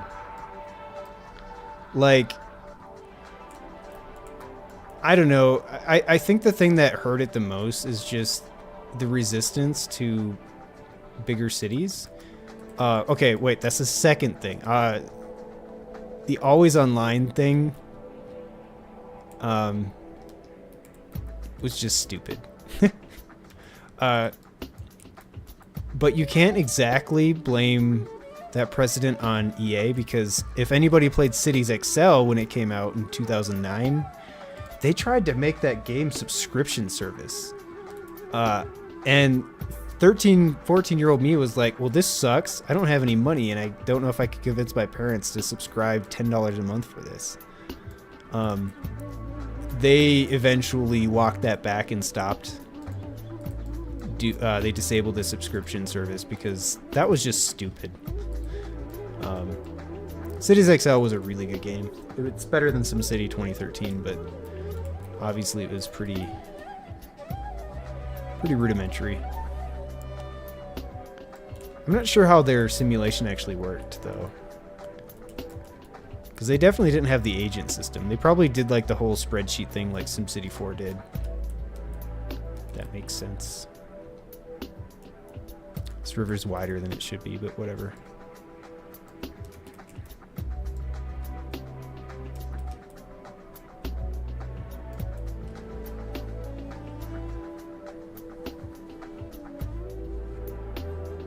Well, like, so I was talking to my best friend. I was talking to Luke a little bit ago, and he's like, "Man, I just looked at all the reviews for City Skylines 2, and like, yeah, it's just getting dunked on."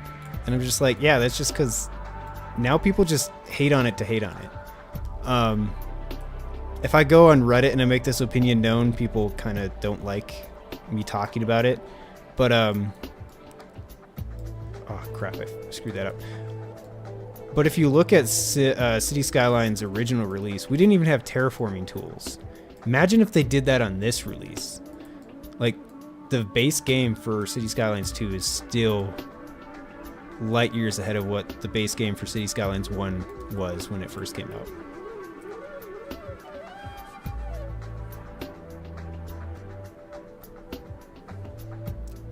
So are you saying that... Alright, so if the developer said that they planned on making bigger map sizes, so I'm guessing they just kind of pulled the plug on it, and so they never got to that point?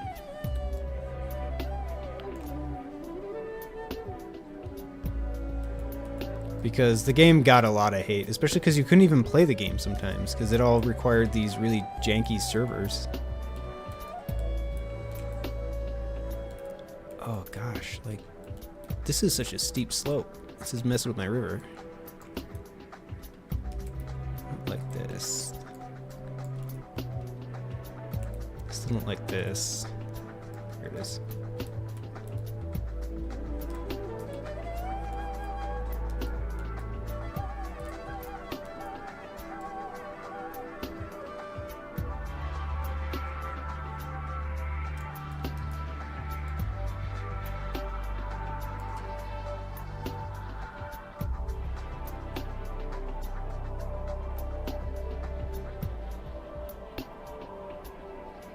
Oh, okay.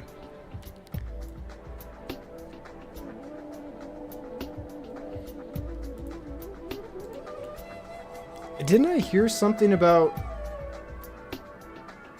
the Colossal Order folks acknowledging that larger maps were possible?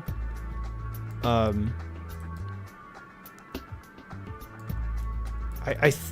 could have sworn I saw something on Reddit. I don't know if they actually said that though, so I doubt it.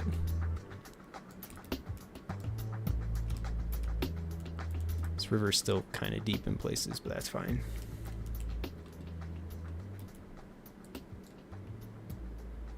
No, it's still not. Man, it's hard to choose how deep I want this part of the river to be.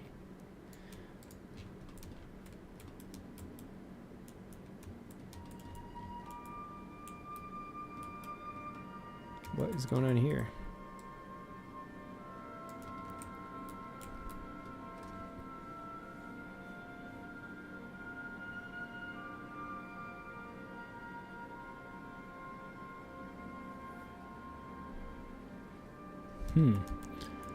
I think I probably stopped paying attention to anything SimCity, especially since, like, yeah, it was like a year after its release that Colossal Order took their stab at city building genre.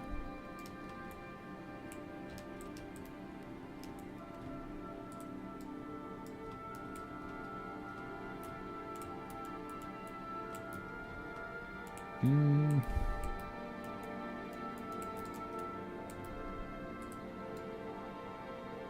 we go.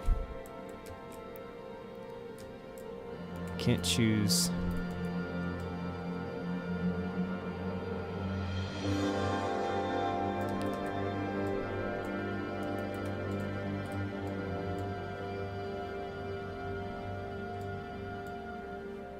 Alright, quick thought bubble.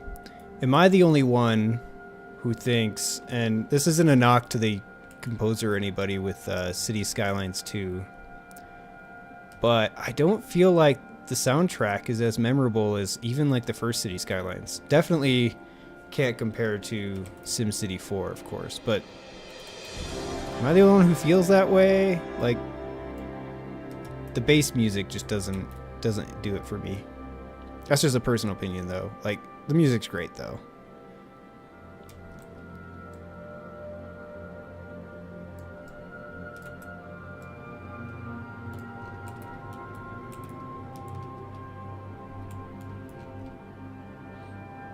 Let's see how far we've come. Very far. Not far enough.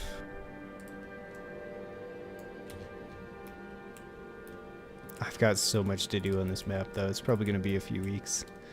I shouldn't have done that. Now I forgot where I was.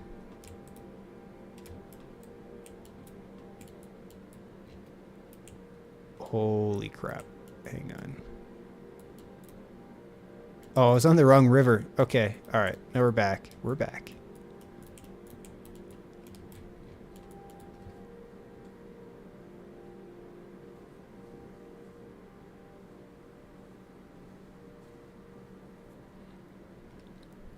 Yeah, that's fair. Like, either way, like,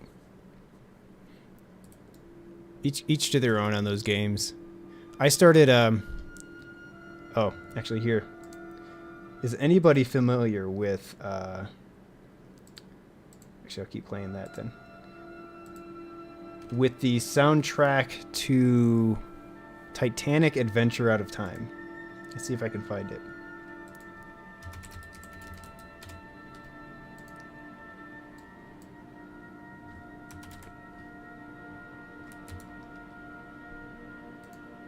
Because anything 90s to 2003 that involves any game with a soundtrack,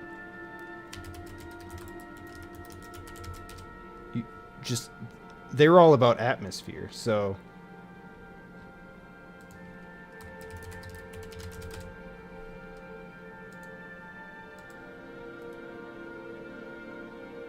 oh, I'm gonna have to add that source, aren't I? All right, let's try this.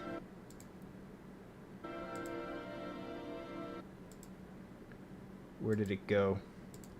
OBS.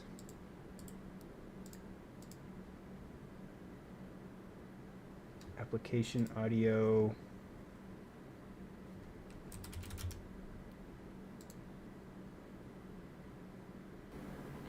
All right, let's see if this works.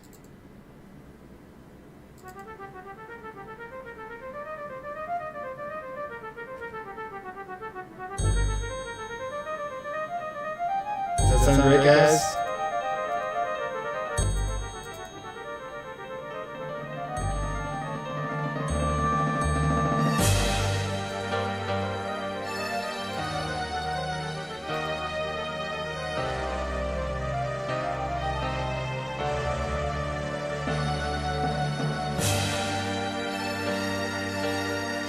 If anybody's heard this soundtrack, like, you've definitely had a good childhood.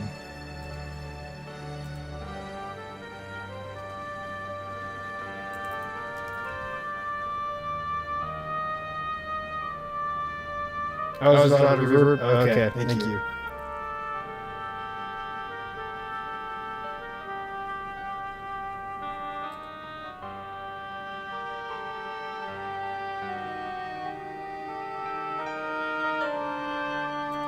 Probably because it's just so loud on my speaker here. That's probably it.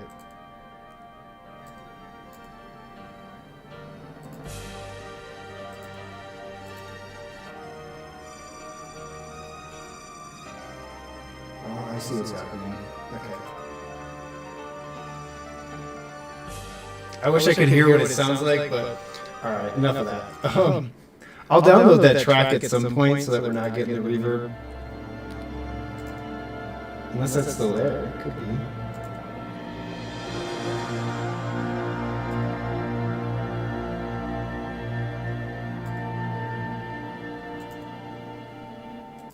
Okay, wait. I do kind of want to mess with it quick.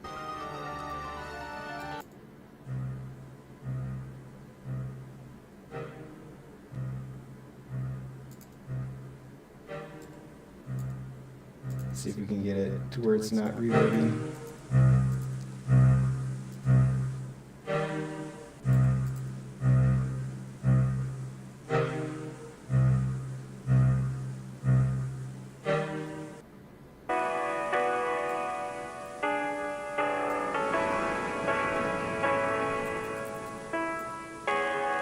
If this sounds too stupid, let me know. It's loud as hell, though.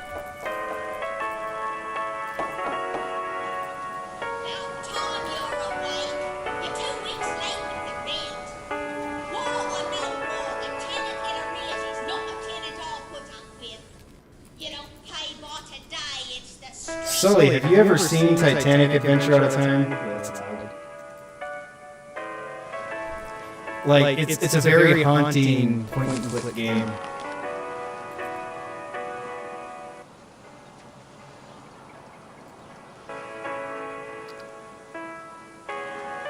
I have to figure out why the reverb happens, though.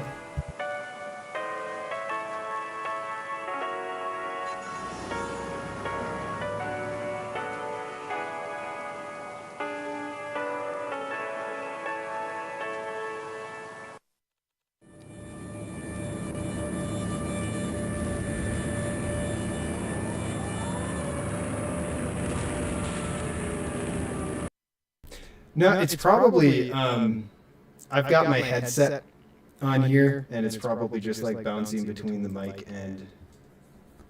Wow, that was actually really loud. We'll find a nice chill song here.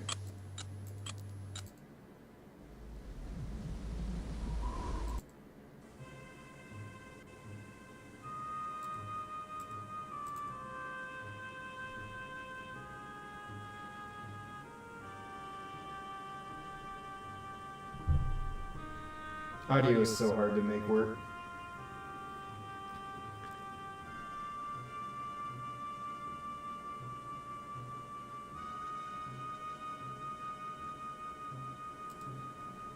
Alright, this might be better. It's better. Alright.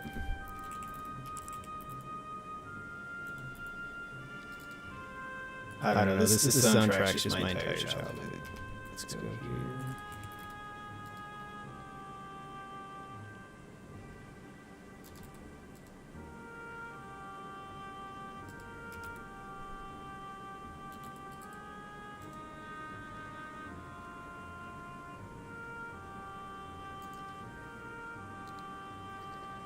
Yeah, is OBS feeding the, it might be feeding this audio source into the other thing. I'm not so sure though.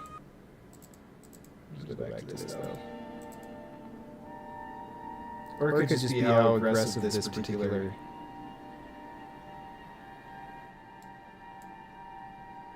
Oh, I see what's happening. Okay. Well, it's the Chrome source. I know how I'll fix that in the future.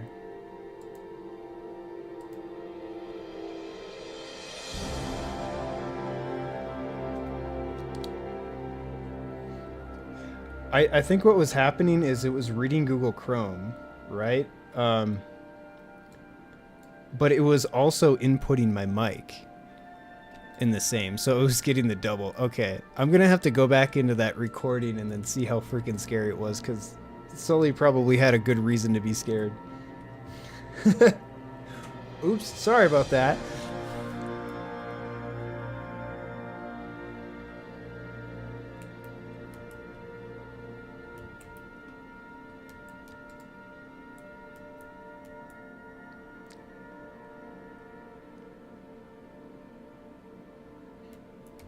Okay, now I need to get back. I confused myself. I don't remember where I left off here, so there we go.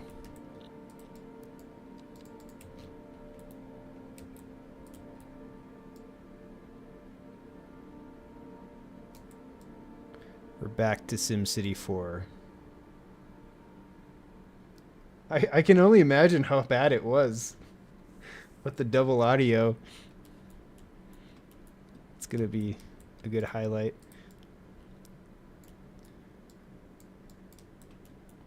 Especially with the opening song to that Titanic game.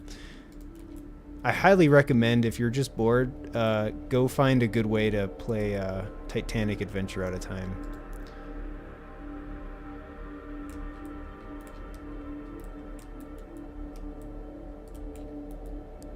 Audio is literally the hardest thing to get right, especially with different audio channels, because I use OBS and then I also have Voice Meter, because years ago when I first wanted to start streaming, getting the audio sources right was kind of the trick. You could ask my friend Luke. He'll tell you that we had so many game nights ruined because I would just have audio issues because of the shenanigans I was trying to get up to.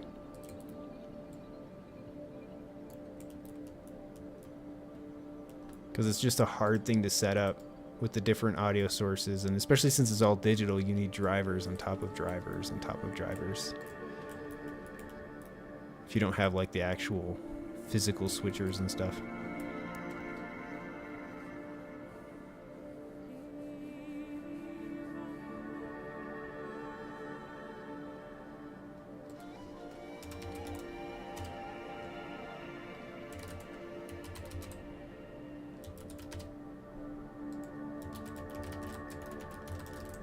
Canadian, I'm gonna look you up again. I know I've seen your stuff. Oh yes. Okay.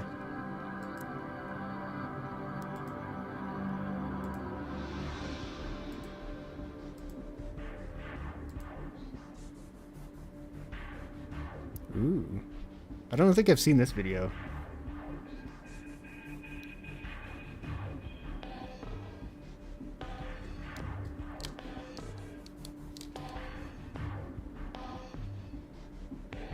Was this pre like Anarchy? Yes, 5 months ago.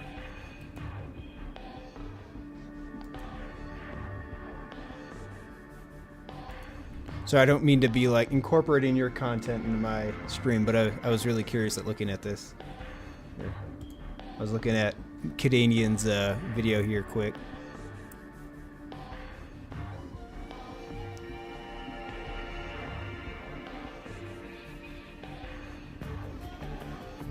Oh yeah, I remember this now. I've seen some other parts of this build too.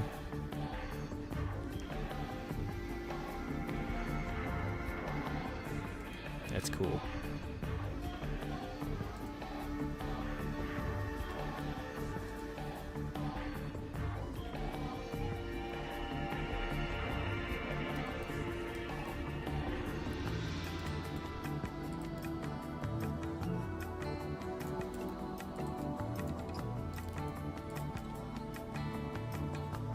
And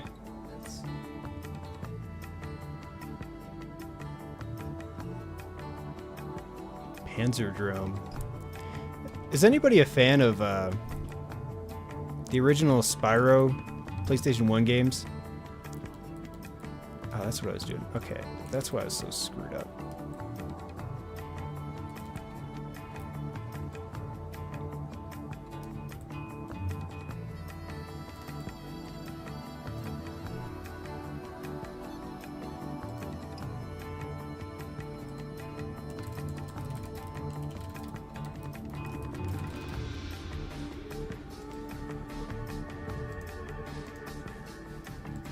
I kind of want to change up the soundtrack. If any of you have seen some of my builds on City Skylines 1, a lot of them were done with these soundtracks in the background. Because it's just good soup. Alright, let's see what we can.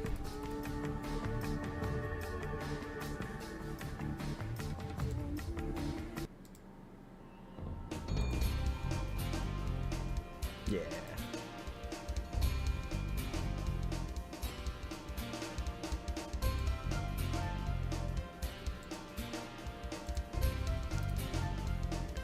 I had Edge up here. Just gonna look up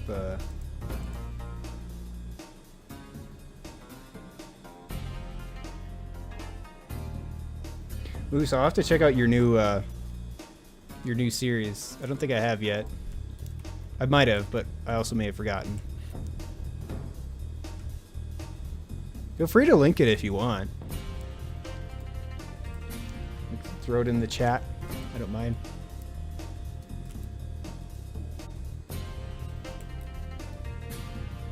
Or we jam out to some Spyro. If you guys don't like this music, just let me know. I'm just kind of rolling with it. I doubt I'll get a copyright strike. If I do, then YouTube hates me.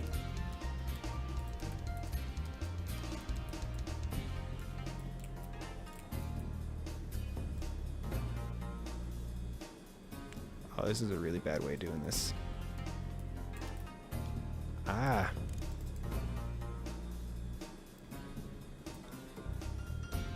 I don't know what I'm going to do with this little ridge yet, so.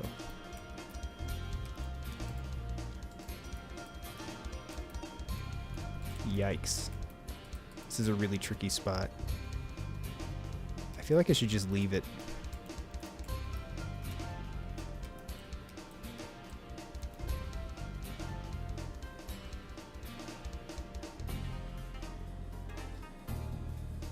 I bet you there's a way for me to hand the ox to the... Actually, that's dangerous. Never mind. To the audience. At some point, I want to get the stream sophisticated enough to actually do all that fancy, what you call it,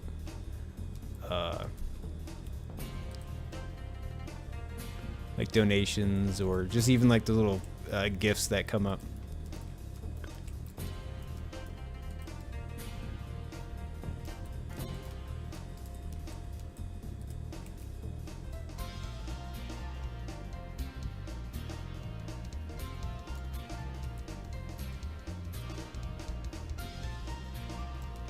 I don't know if this map is going to be anywhere near as exciting as, say, like Black Dragon Canyon, but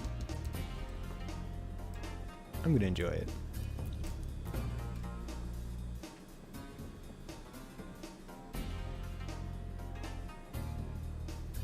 I mean, I can bring evil Rafterman back. So I can... Now I know what the issue is. It's easy to replicate.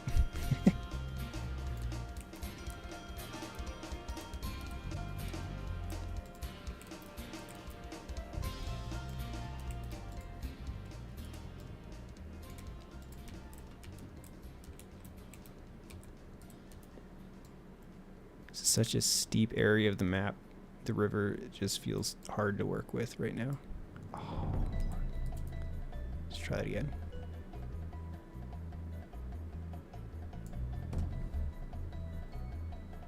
Oh, thanks, Canadian. Appreciate you.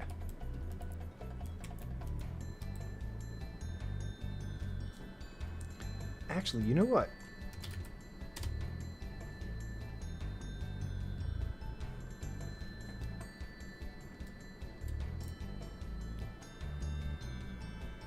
Let's check this thing quick.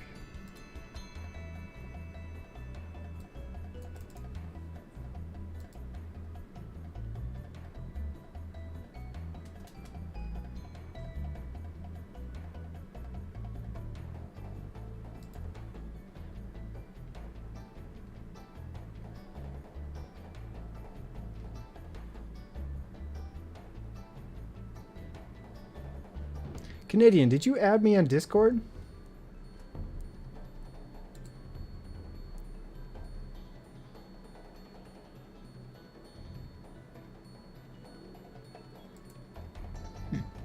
Oh, it's night. Oh, it's cloudy.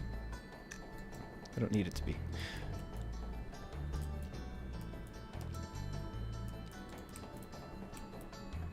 Oh, this is a very steep little ridge here.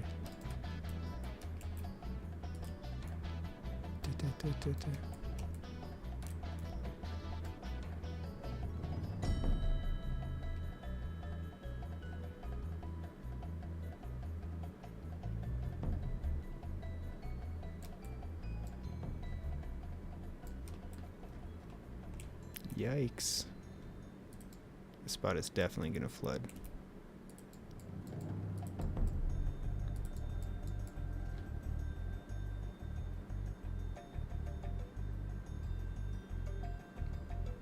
Oh, okay, yeah.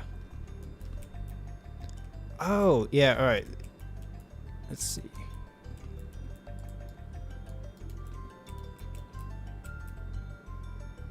It's a little higher than I wanted that to be, too. Okay, I remember your message on Instagram. I'll have to dig around for that one.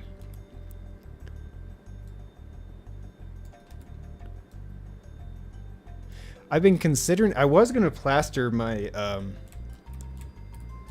my Instagram, my photography Instagram all over my channel and all that. But then I realized there's some other like maybe it might be good for me to split those two personas up a little bit. Like, I'll mention it, but like, I feel like just for just cybersecurity and different types of things like that, maybe I'll keep it separate in the future. For now, it's fine, because I like to keep my work pretty public, but I feel like the gaming world is a different type of world, so to speak. If that makes sense to everybody. Let's go.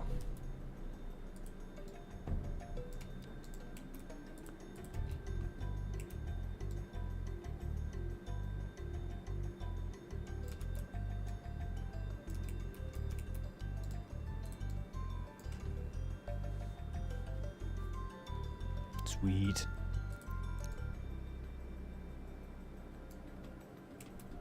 So my biggest concern with this map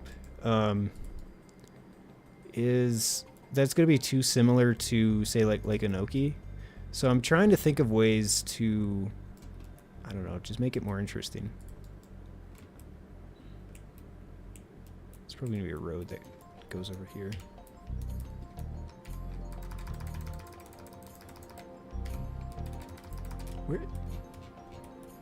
Where's the map?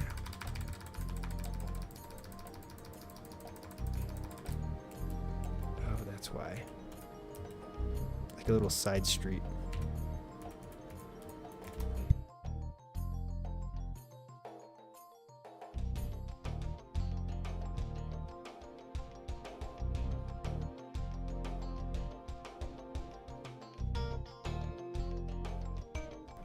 Wait, do you think we can...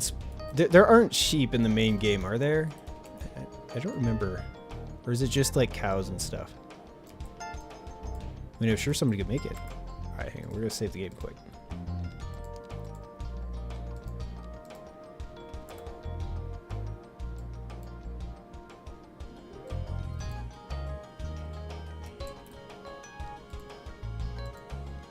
Sheep. What?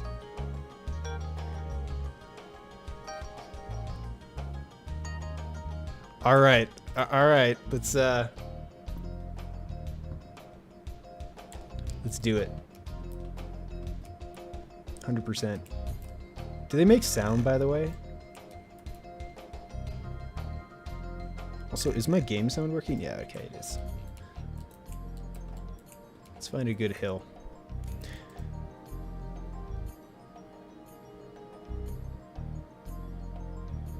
Ooh. You can add some icons, huh? Is that your...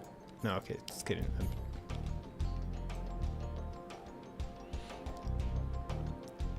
Tell me when. Tell me when.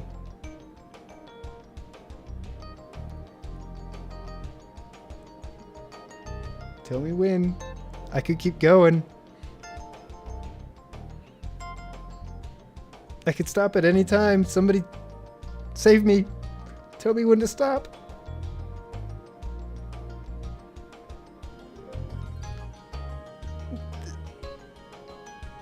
Yeah. Who needs this? Hang on. Oh, this is great. Are they just props?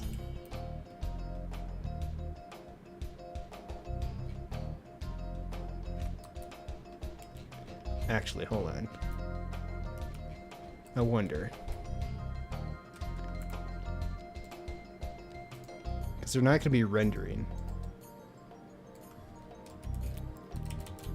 This is just for fun here. I bet you I could add more. I think I could. But there's a second sheep? Hang on.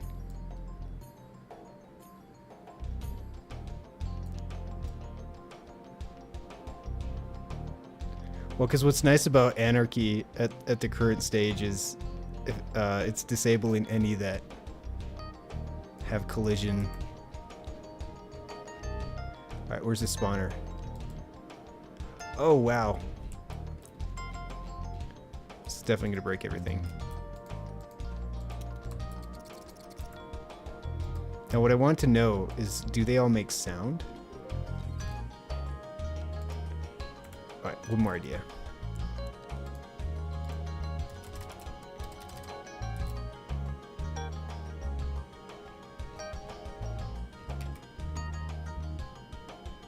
There should be like a drawable fence. Screw it, we'll do this. Can't wait until someone releases something that makes this editable in game. There.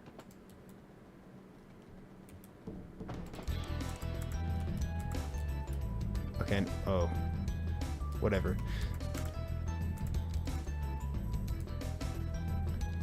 So you know what's great about using this soundtrack with what we're doing here? Is if any of you remember the opening levels to one of the Spyro games, you could light sheep on fire. So that was fun. I don't know which one it is, so we're just gonna click that one, see what happens. I know they don't work. I figured I'd make it a little aesthetic thing, but I tried.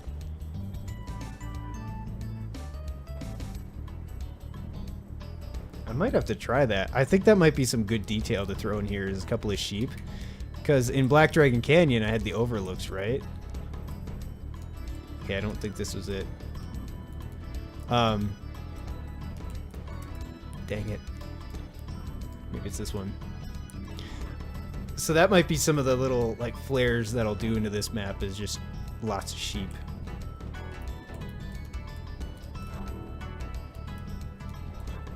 Where did I put it? Do you guys remember? Alright. It's gotta be this one then.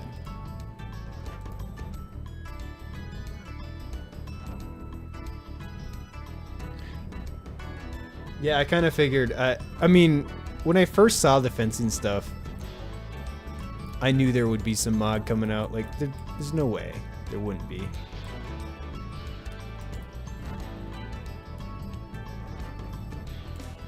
Yeah, it would help if I remembered where I put the sheep.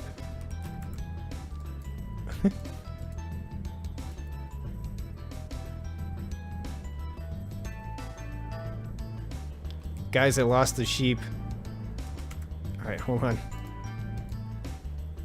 Would help if I did this. Sheep. And now it's night. Oh, there they are. There's my flock. Alright, so you said like a hang-around marker?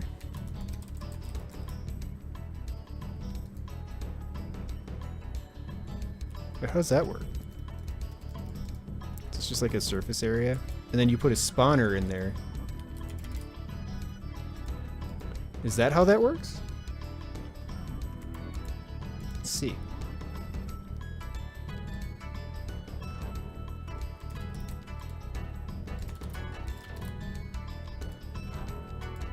Hopefully I can find it this time.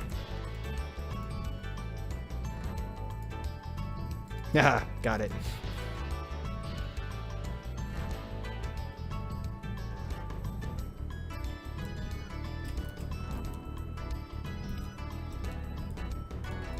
Okay, I could have swore I put them up here, right?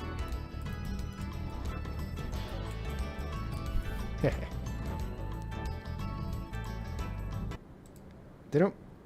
Do they make any sound, do you think? Yeah, I guess the props don't. They do. Did you hear that?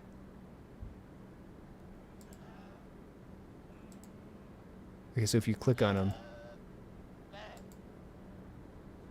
it's not really loud enough. So they don't have like an audio loop.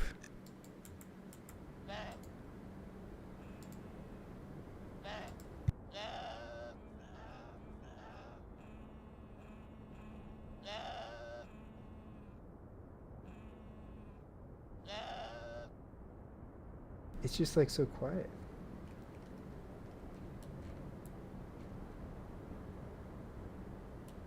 Oh, okay. Well, alright, so what does the spawner look like over here? Because I think I had it. Oh, here they are. Oh! Look at the way they're just walking. So, if I spam the spawners, do you think it would just spawn tons of them?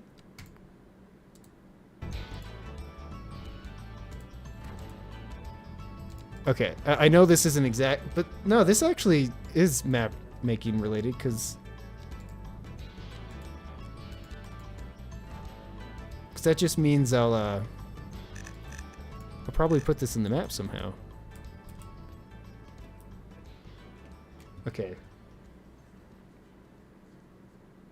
So they'll stay. Oh, okay. Because like I've been spawning those markers and stuff, and that actually is pretty cool.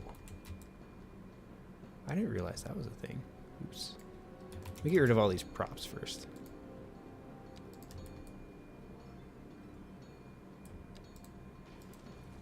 Thank you for telling me how this works, because now I'm gonna do crazy things with it.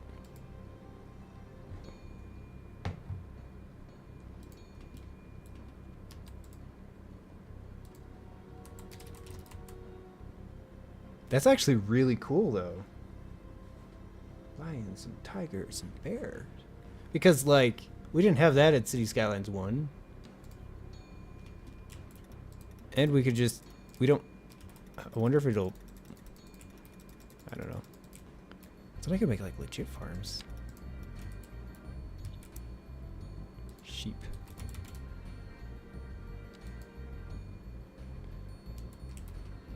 Alright. I need a control C for just to spam it all. You can hear me furiously clicking.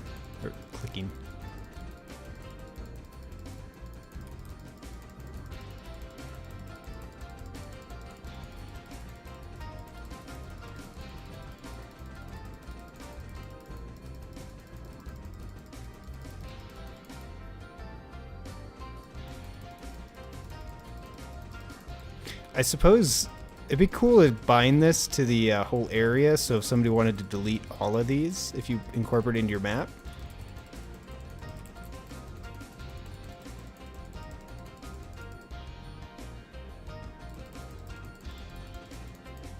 Sully, all that does, and it encourages me to place more. I think I'm gonna crash the game though. Let's see. Sheep. How many do we have? Let's roll with it. Just gonna send it.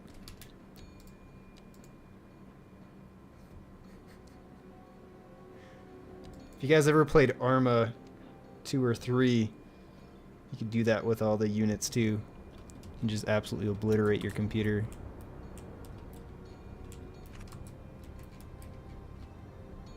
Let me pause the audio here. Oh. Oh my.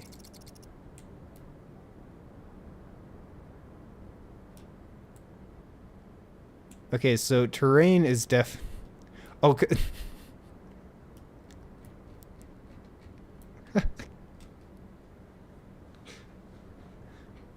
oh my. Piles of sheep.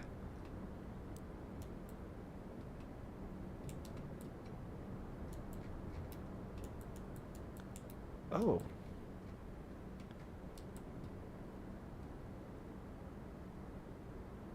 Oh, so they... Okay. Wait, what? Okay, so they're gonna stay in the hang-around area then. Can I see that in the bulldozer? There's all the spawners.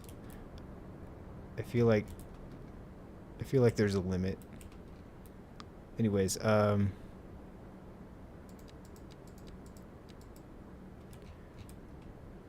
okay, so the hang-around area never... What is happening here? Interesting.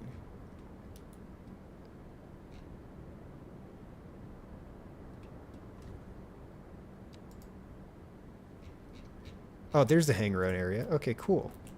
Are they staying? So they're staying within it then. I'm just disappointed that I can't hear them all buying or anything. Because that's like an integral ambient sound in New Zealand.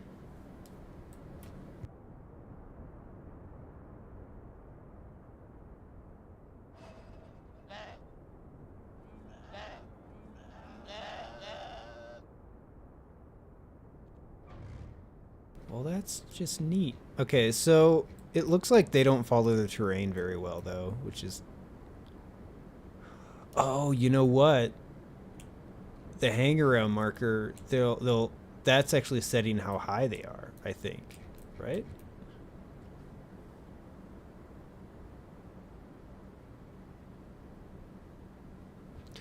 No, like the spawner's like right here. So they're just going straight down. So if I reload the map, you'll see them descend from the heavens.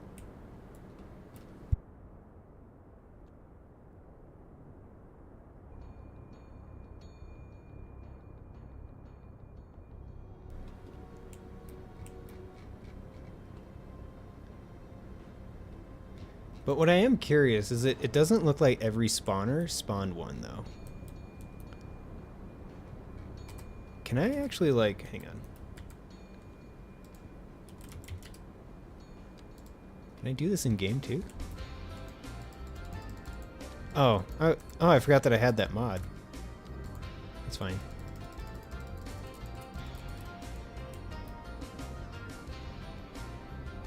I don't know how I feel about that.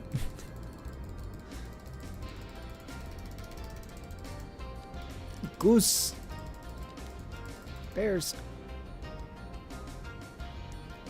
Oh, the geese are flying. Okay. What happens if I put dolphins in here? Nothing? I haven't messed around with this mod yet, so... Crazy things are happening. Chickens? Seagulls? Oh, we don't want those. Never mind. Pigs? Oh, well, thank you for that mod. Like, that's freaking great, man. What are they doing? I forgot what these were. Are these geese or seagulls? Oh, no. I knew that was a mistake.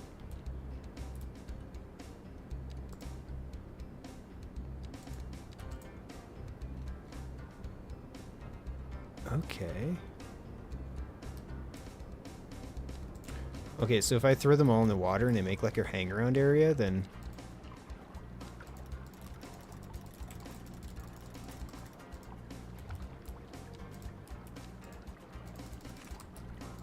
I just make a bunch of sharks? Or is it... Oh. So will they stay?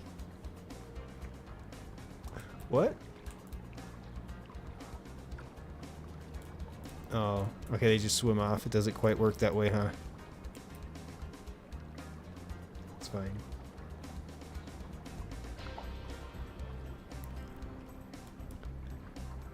I just want to make a shark pit. That's all I want to do.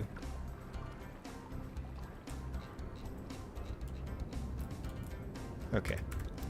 Well.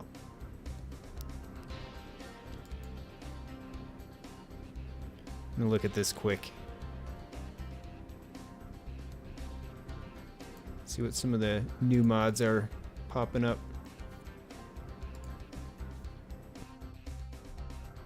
Oh, I don't have the new Find It yet. Some good themes.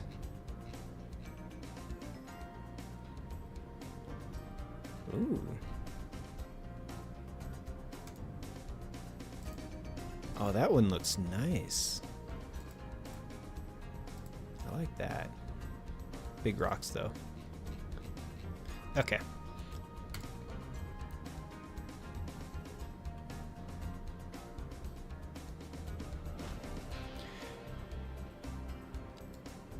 I wonder if the containment area for or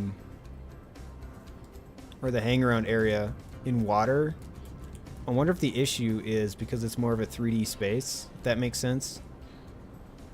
Well, I don't know, because they're probably swimming at the same height anyways, right? I'm gonna have to try that Lapland theme. But on that note, let's see. If you guys wanted to know, by the way,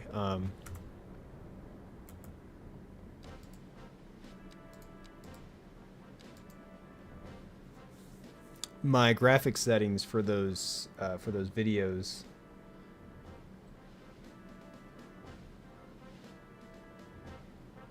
kind of want to show it to you guys if things load.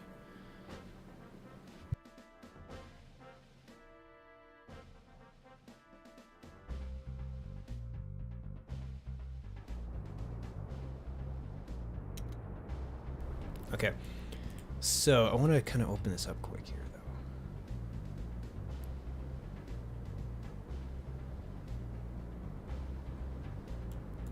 Are you saying my water looked better than usual? I don't have a mod in there that makes it look better. I just have tessellation just ramped up high. So, where's the water? There we go. I have it full on, so the tessellation, actually, maybe I could. Yeah. I just have it max setting. And it looks really nice with the tessellation. Oh, I've seen everybody give this tip, by the way. Because I found this out early on, too, because for some reason the terrain and water doesn't play well. Make sure your subdivisions are up to 5 if you can manage it, and then target patch size down to 4 so that you don't get the weird like clipping in the water as bad as you normally would. Okay. If anybody wants a good tip, and I'm probably gonna make a video about this in the future, but if you have graphic settings you really like, that you can't set in, say, one of the mods, just make a preset in the cinematic mode, and then make sure you can make sure you can have those settings translate into the game as well with I forget which mod it does it, but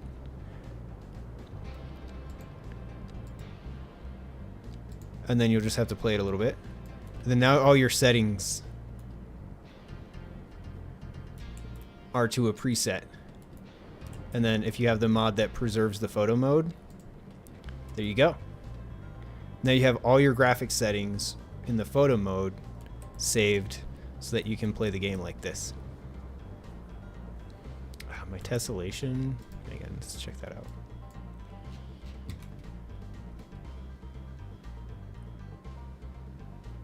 I have it maxed out to 4015.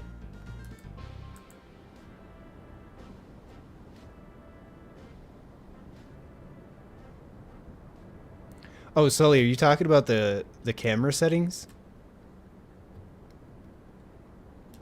Dang, someone beat me to it. But yeah, it's very helpful to know, because if you save that preset and then just let it play out for a sec, it'll keep it.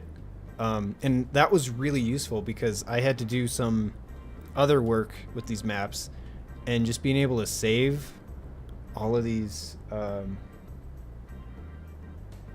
Okay, yeah. Yeah, Canadian, don't set your computer on fire. But yeah, like, it is very useful.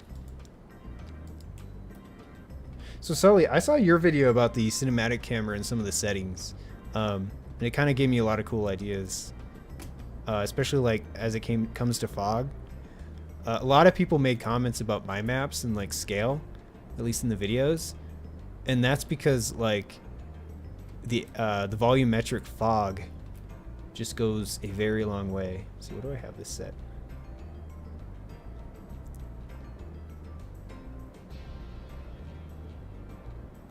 Yeah, anastrophe is kind of another thing that I like to use.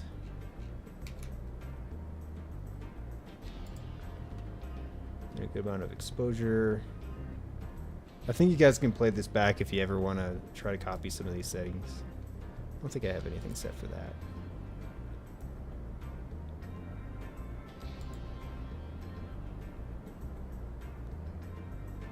But yeah, these clouds just look nice the way I have them set, so. You know,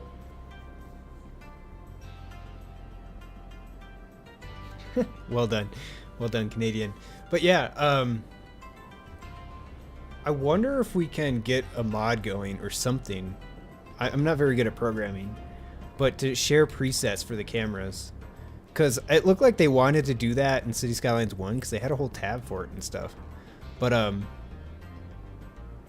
I'd love to do that for this with the photo mode.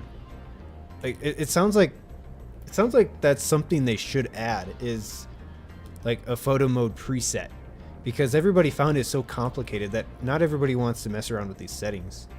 So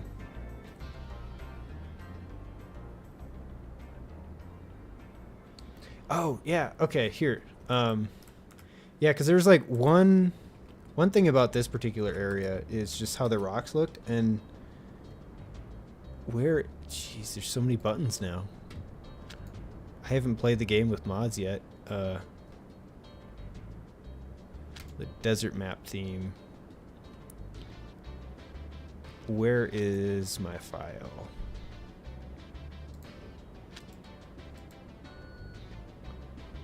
What?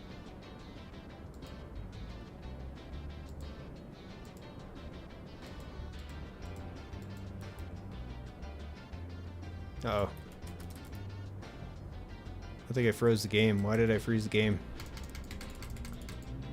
Yikes.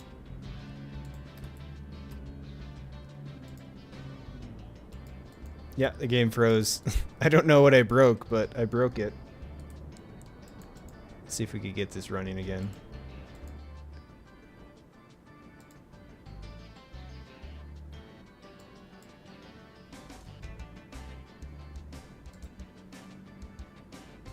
Yikes.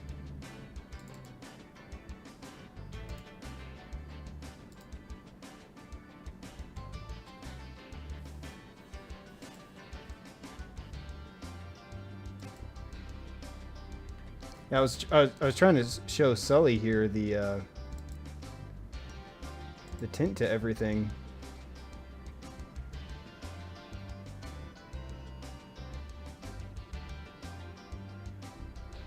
Yeah, Canadian, that was a tornado I captured like 3 or 4 years ago, east central Colorado, southeast of Colorado Springs somewhere. A storm chase. Oh no! Oh. Yeah, that'll happen.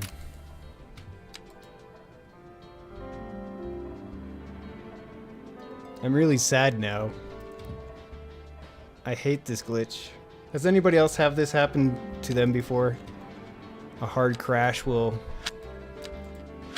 reset all your settings.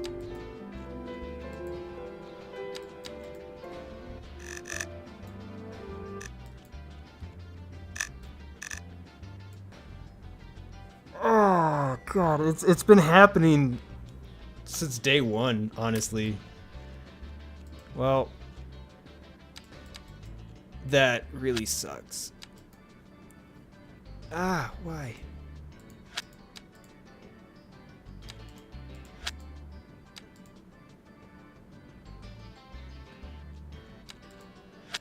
That's definitely not what I wanted. There we go. Why? Okay, there we go.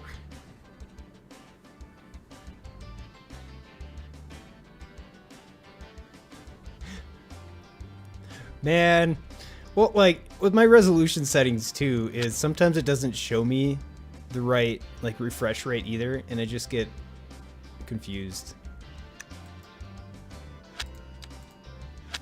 Ah, damn. Because there was some like noise.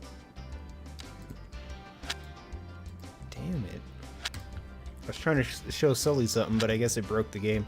Fog quality settings. Yeah, I want that. Let's get the advanced in there, though. Well, now you guys can see what my settings are. I wish I could throw TAA back in there, but sometimes it breaks. Right now we've got that view distance glitch. That was introduced with the new patch.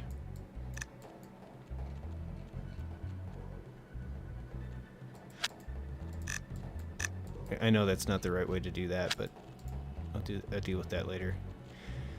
Does anybody have a good like well, like Debakin? I think I'm saying your name right. I've had it to where it shows all resolutions, but it doesn't always show all refresh rates. So I don't know why it does that, but it does. I don't know.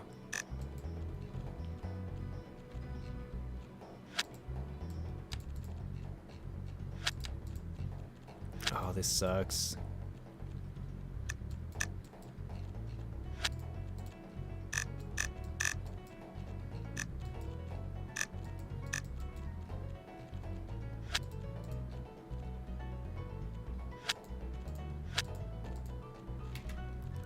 The only thing that I hate resetting is the denoiser for the illumination, because in the darker tones you can always see the noise, and I had a really good setting for it, but I keep forgetting to save what it's at.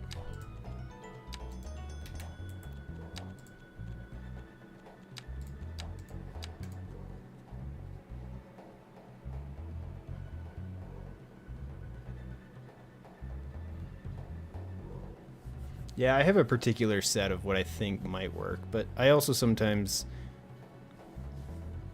set things to where I probably shouldn't.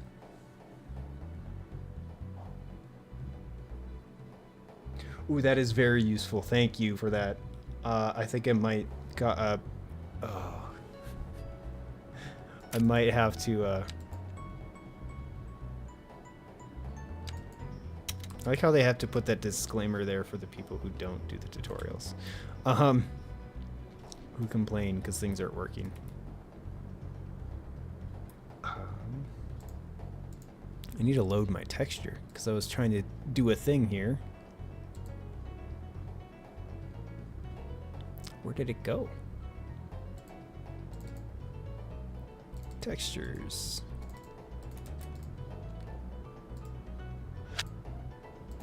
Because like it unloaded itself over here and I don't know why. There we go. So what I was trying to show earlier was loading up the texture I downloaded.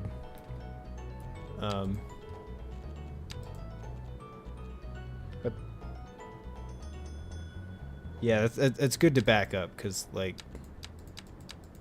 losing these settings suck. It's just a big time waste. Here we go.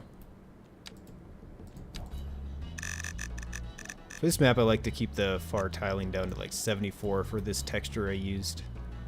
It looks real nice.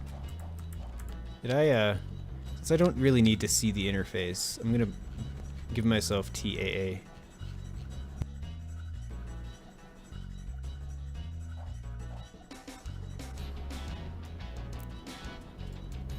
What's it gonna do though? Oh, that was exactly what I was trying to show Sully. So, yeah, setting the tiling on this particular rock to like 74 really helps. 'Cause any more, and I think we start to get like, well, actually maybe 250. No, then it doesn't really blend well together, and that's because I haven't really done any extra work with this texture. It's harder to notice because it just looks like another crack, but if you really wanted to get close into it, you'll see it. But I'm not too bothered by it.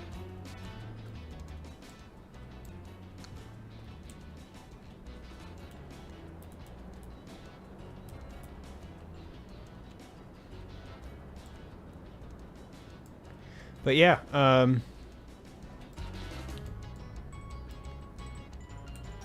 I highly recommend getting a fog setting that you like to do and then just throwing it into the map. What do I have it set as?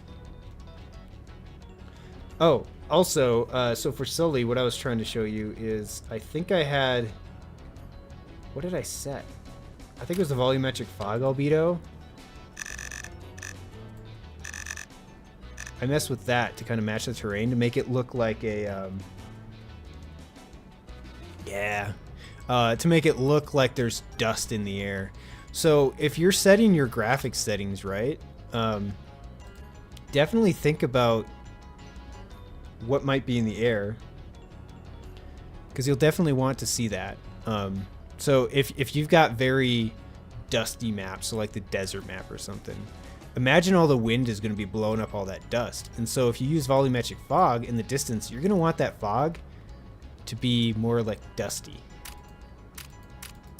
So, I mean, this is fine too. Imagine it's like a calm day and there's no wind. But this area is generally going to have a lot of fog. So you're going to want that vibe. Plus, like, I think it also... it tints the clouds too. I don't know if you see the difference, but it's there. So I might pop in a video with that, but hang on, that denoiser setting is going to drive me nuts.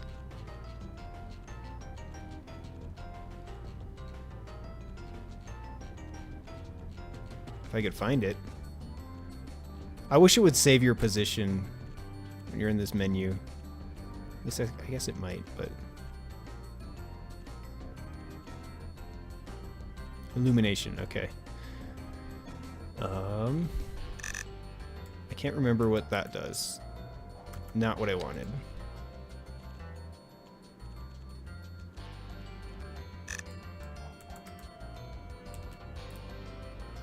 It really messes with your shadows.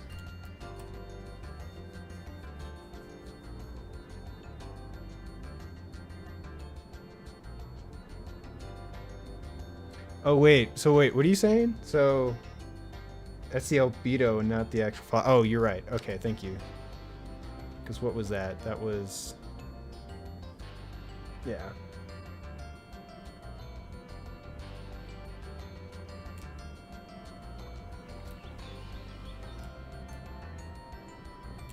Wait, so I don't know if you guys see the specs over here. Do you guys know why that's happening? Well, I'm getting like this sparkly look to these rocks here. I'm pretty sure that's like noise from the illumination, but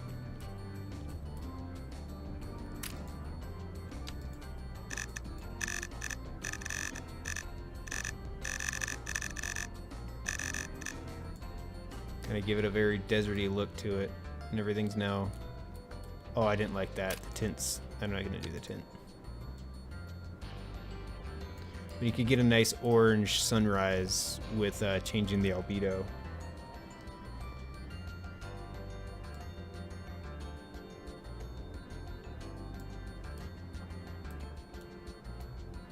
Oh, yeah, okay. See, this is what sucks about losing all my graphics settings is the illumination quality. I never know what to set that. That's not a good setting. I never know what to set that to. Tygon, do you know much about the illumination and how that works? Yikes.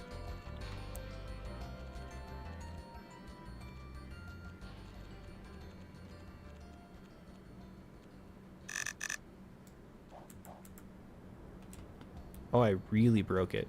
Oh no. Oh yes, let me get back to that in one sec. Or at least the settings on how to save all that. Depth tolerance. Maybe it's that. Oh. Fixed it, I think. Maybe that's why I get like the trailing too.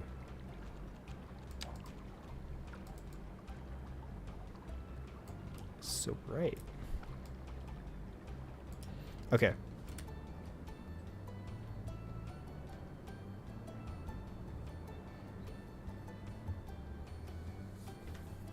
Yeah, Sully's got a handle on that. All right, so Canadian. Here's what you'll do: is pull up your photo mode, and then you see these little arrows for the cinematic mode. It'll give you all these settings or whatever you need for the keyframes. You'll just go to the save and load. I think what you got to do is one other step. Hang on. So if you want to, let's start a new one because I don't want to accidentally ruin this. Okay. After you open up the cinematic mode, just make sure you add these keyframes. So for color, for example, I'll add each one of these little pluses in there, and it basically just creates a keyframe that it's going to go off of. So if you've ever worked with some of the video editing tools, it's the same idea, right? Just make sure it's red at the start. And you just go to every setting that you've changed. And you just add them. Just make sure you also have the preserve photo mode mod or whatever one that's currently out there that I downloaded a long time ago. And then you'll go to save. And then you just name it whatever. And you'll save. Just make sure you press the right button, because these icons are kind of hard to understand. And then when you want to load it, do the same thing. Save, load, load. And then you just have to make sure to pull over this slider once, and then it'll load all those settings. And then it'll retain those, and then you could throw that out. And then if you want to mess with the camera, you can. So I'll always give it a little extra space. For like 5 seconds. And you'll set your timer next. 70. Oh, wait, here. Let's undo that. Oh. So we'll just go up this way. Set your first keyframe just to set the camera. Oh, wait. Let's do this. 30 seconds. Zoom in. Oh wait, no, we'll do this. Unfortunately, you can't make like 360 orbits or anything. It breaks the camera, and I wish they'd fix that. You know, no one's commented on my little speed trap here. I'm kind of disappointed that no one's found this Easter egg yet.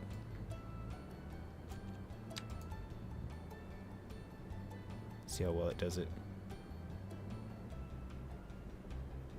Oh, it does not like this.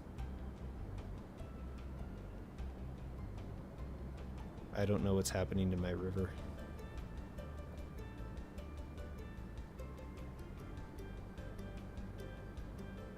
Did it? Okay, so maybe it might not be preserve photo mode. There might be another mod in there.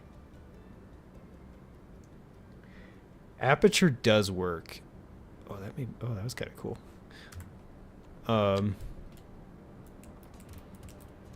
Let's try this. I've had a lot of issues just trying to focus. So let's turn on depth. You have to turn on depth of field to, I think, physical for aperture to work. And then it's still really goofy though. We'll go to high. I'm not going to change any of those settings.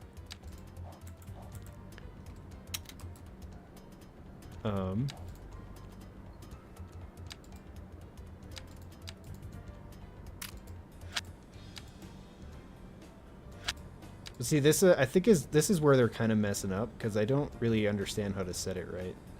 Hang on. I want to set my focal length.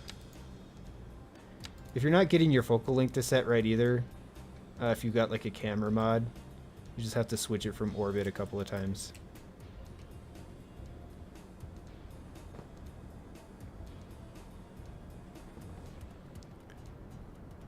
Yeah, it's really finicky. So let's see. So I've got 35 full aperture.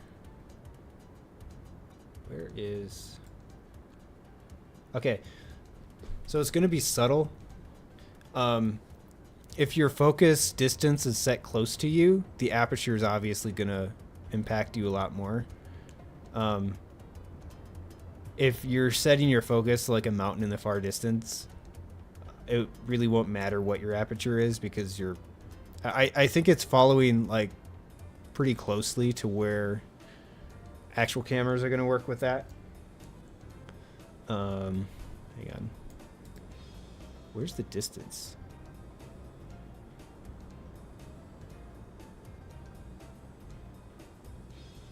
Let me look up a thing here.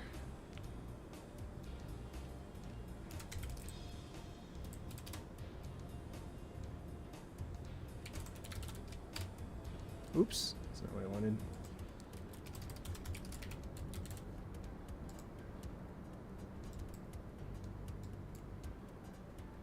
I'm testing a thing here. See Skylines.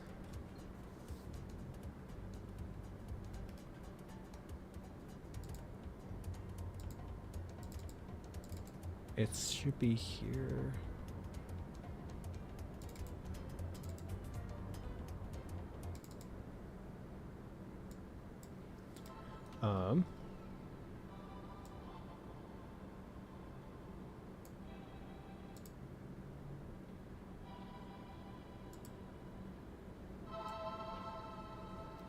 So aperture.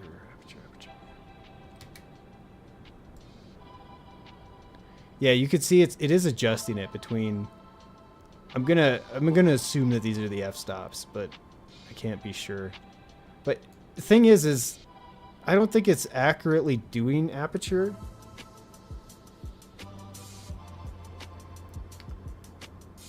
No, I think I got from you to switch it to 35mm, which makes sense.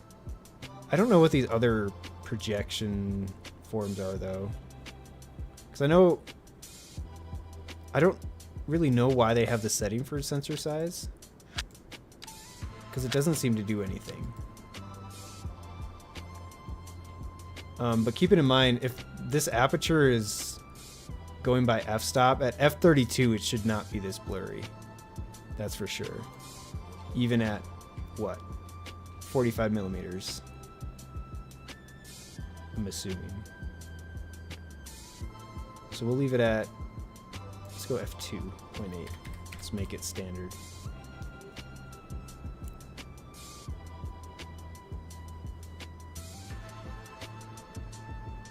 Yeah, and that's what I'm like. I don't even know what they think they're doing with ISO. Unless, like, when you take photos, if that comes into play, I'm not sure.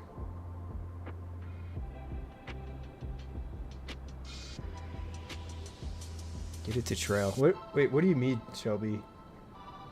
Like, I'm not sure what you mean. Now I need to figure out how to set the focus distance. There we go. All right, so now I've got the focus on the police car. Oh, cool.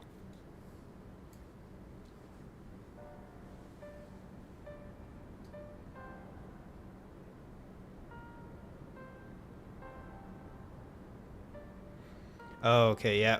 I don't know. The camera still, like, you can't even do like orbits with it, and that's been my biggest frustration. Because if you do more than like 190 degrees, it just, for like the animation, it just breaks it. Unless I have the mod in there that's breaking it. But why is my aperture so narrow? Okay, not narrow, but wide open.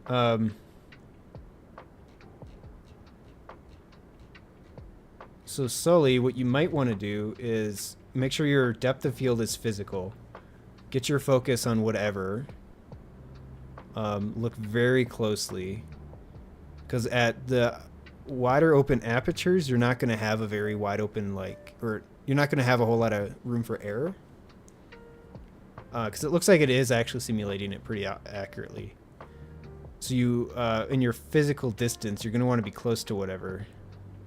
You have to look for where it's in focus. So it looks like right by the headlight is what I've got in focus. And then I can kind of work with the aperture. I would recommend setting your aperture really low.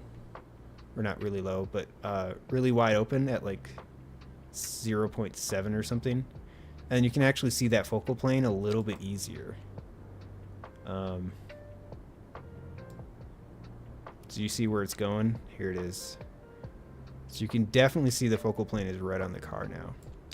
And then you can start messing with some of the other settings, like aperture. Obviously 32 is going to be like f32, so a lot of things are going to be in focus. So yeah, it does work. For a while I thought it didn't, but I guess it does. What does this do? It's usually like 8 blades. What does this do? I don't know what that does.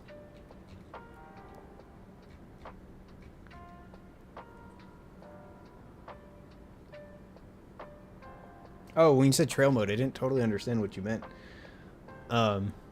Yeah. Let's see.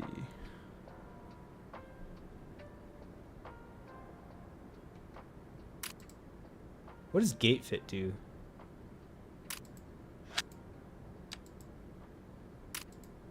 I don't know what that does.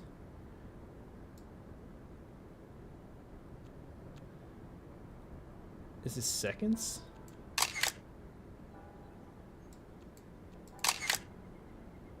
I don't know what that does.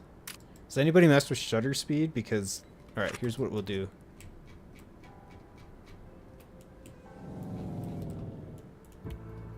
Let's, where's the distance? Right here. Focus on this. You know what? Let's do it differently, though. Let's go... What happened to the aperture setting? Here it is. Let's close up the aperture a little bit. And we will... Oh, I wanted to slow the shutter speed down. Does anybody know... Hang on. Okay, so these are seconds. So 30 seconds. Let's go to night. Let it adjust.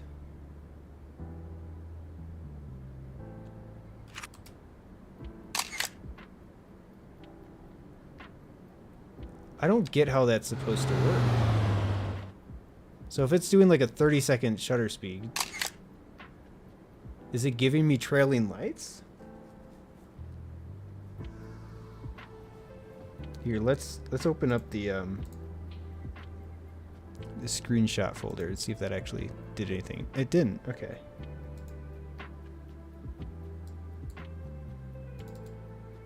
So I was just kind of assuming that like the shutter speed was going to only be in the photo, but I guess it doesn't. Does anybody else know how to get that to work? Yeah, I just popped it open. It doesn't look like it's doing like a 30-second exposure or anything like that.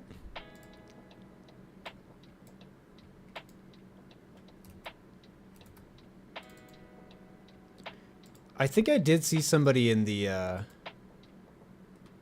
what do you call it? People who had early access. They had some kind of trails going, so I don't know how they did that. But Sully, did any of that make... That is really loud. Did any of that make any sense to you? Because, like... I think you just have to make sure depth of field is set to physical. Because I actually didn't even know until now. And then you just have to make sure the other settings are correct, too. So I like to make sure... I don't mess with these other settings. I'm just going to leave them default. But I like to make it full resolution with the... high quality. Or full quality, I guess. Actually wouldn't here to go turn this down.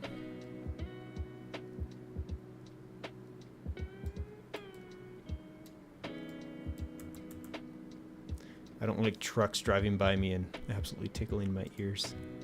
So yeah, I don't know how shutter speed works. Maybe I need to put this in here too.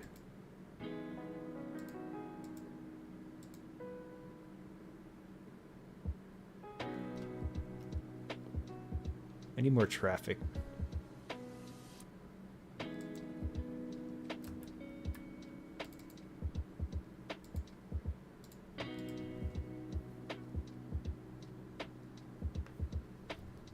Yeah, maybe I'll do a tutorial on how to do some of that too. Just kind of base it like a photo class or something. Cause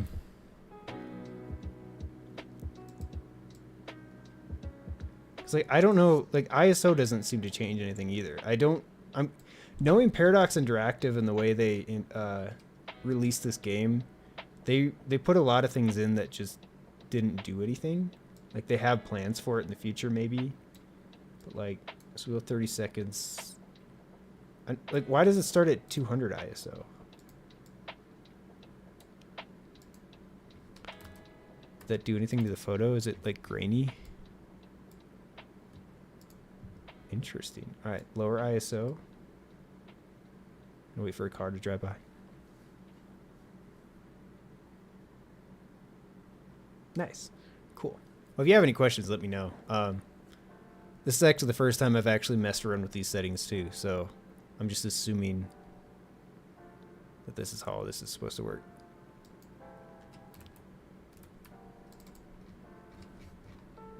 All right, so ISO didn't really matter, or did it? No, it didn't matter. So ISO usually means the sensitivity of your sensor. And so the higher the ISO, the more noise or grain you're going to get. Which is a weird setting to have in a video game. Because, I mean, I guess if you want like that grainy look. Oh, you know what? That's why that's probably not working. Is there like a... Is there a grain setting? So no City Skylines 1 had one. Or is that the ambient occlusion?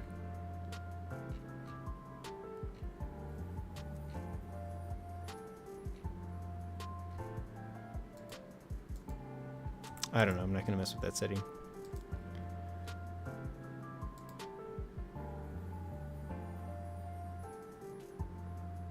Yeah, I've been planning one for a while. I'm entering a busy season for work, so I haven't had a whole lot of time. But I might get a script going in the future here soon, and then get something going. Because, like, I know there's a lot of people who just don't know how to use this camera editor, and a lot of people got frustrated because they're like, "Why don't we have presets?" And I agree with them. If they added some sort of preset for people to use, they'd be a lot happier with all of this. Oh, cool. But I really want to see how to make this the shutter speed to work, though.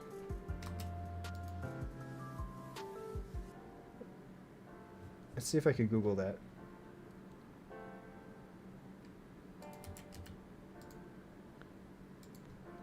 How to use shutter speed.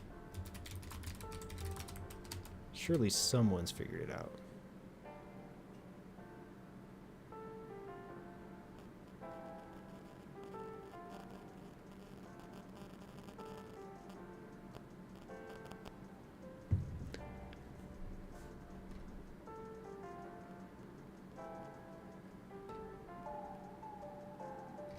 Why does it look like I've already clicked on all this? Okay, hang on.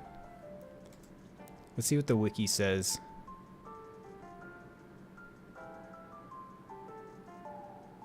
This tells me nothing.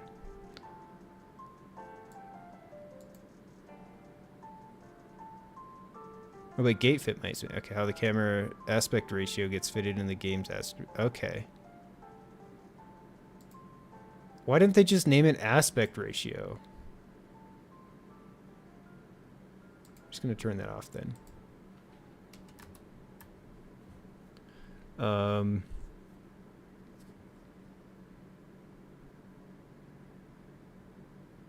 Barrel clipping. Oh, hang on. Let's check that out. But see, like, it doesn't change anything in here, which frustrates me because, like, I don't know if it's supposed to show up in the photo or if it's, like, supposed to look like this.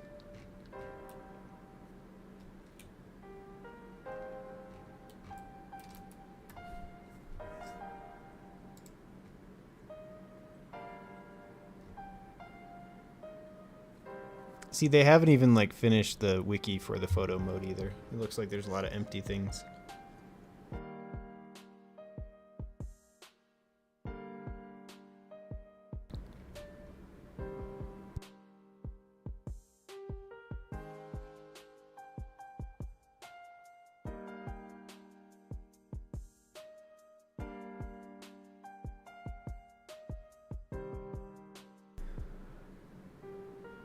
Oh, wait. Okay. I think I understand. I think I figured it out. Let's give it more traffic here first. I need a spawner. Oops, wrong button.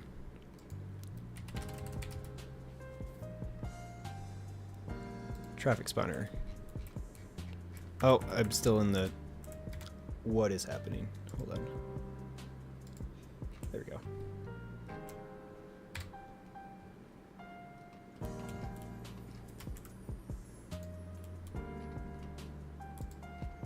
I'm gonna do this.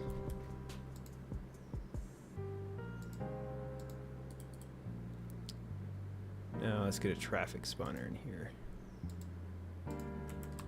A bad thing's gonna happen? Or do I not know how to work this? There we go. Okay, so what I'm gonna try to do is see if I can't get a long exposure going with their settings. I think I need to use the keyframes. So, shutter speed. Here. Oh, wait. Oh, wait. Let's try it again. Shutter speed. Here. Nope.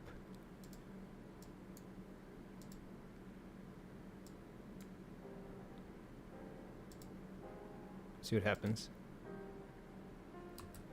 What?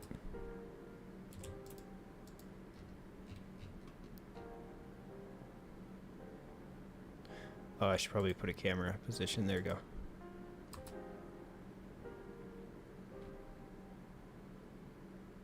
No. That's not how that worked. Well, I'm genuinely stumped on how this is supposed to work for shutter speed.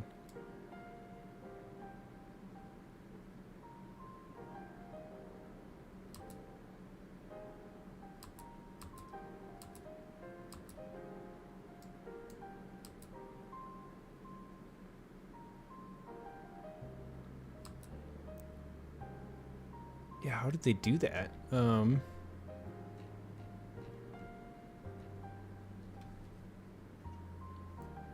So if this makes sense to anybody watching, what I'm trying to do is trail the lights to kind of get that long exposure effect with the car lights. And I think I've seen it done before in some of the feature reveals, but it looks like shutter speed just doesn't work. Because I don't really understand how it's supposed to work.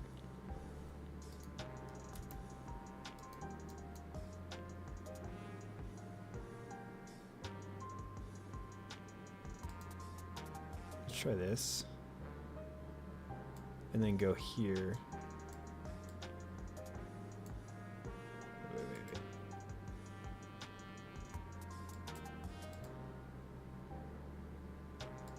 Okay, we'll just go backwards then.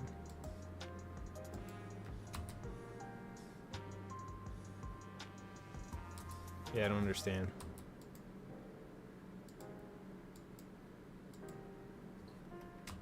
Huh. Let's look at this one more time, and then then I'll probably give up.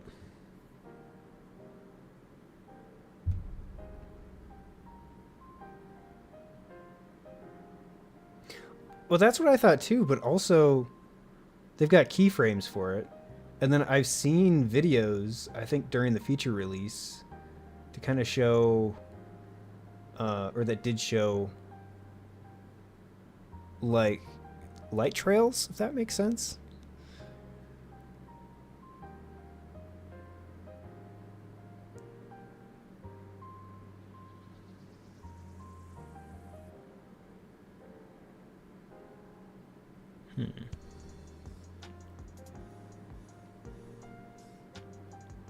Because like they talk about the shutter speed here, 0 to 30, the length of time that is exposed to light. But maybe I'll just have to ask somebody directly about it.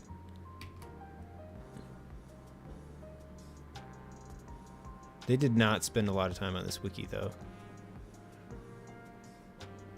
Because they just kind of gave up after Panini picture projection.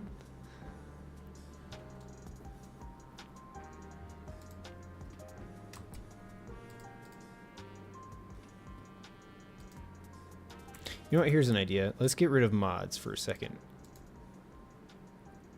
Bad things are going to happen when I do this. I guarantee you. I'll move it updated. That's cool. Let's turn off all the playlists. Let's restart the game.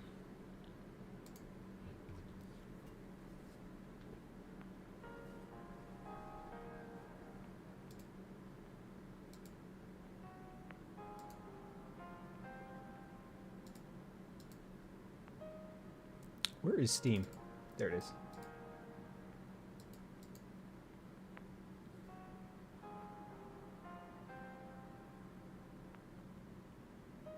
Okay, good. So I'm not going crazy here. Because, like, right now, I don't know if it's a mod causing it. So that's what I'm going to find out now. But you can't do a full 360 orbit around something. So maybe they had access to, or maybe some of the updates Colossal Order did broke it. Which that could be it too. Because their updates have broken a few things since even a couple months ago. Especially anti-aliasing.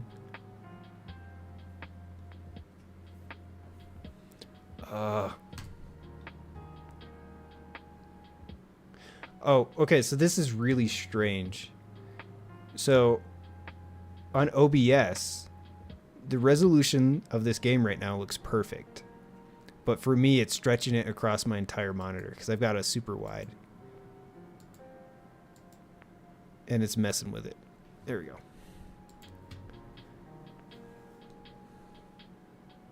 Okay, so I've got no mods in here. Ah. That's right.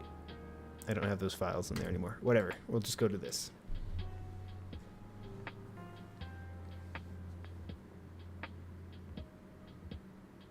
Yeah, that's true, Canadian. But I don't think... I feel like light trails would be a lot harder to achieve in Photoshop. Like, that's a lot more work than I'd be willing to put in for a screenshot. Like, I'll change some of the tones and sharpness, but that's about it.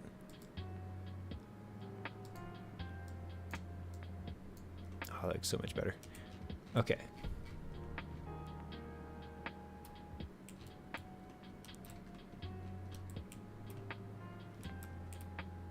All right, let's try this.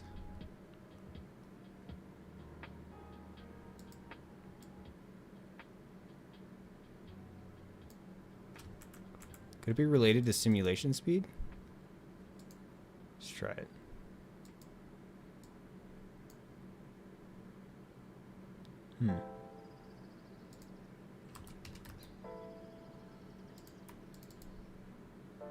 Nope.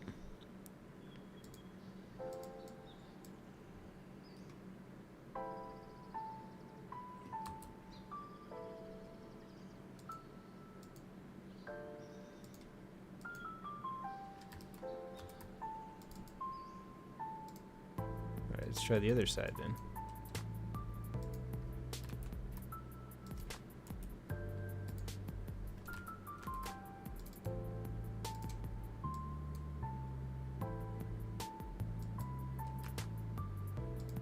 Oops.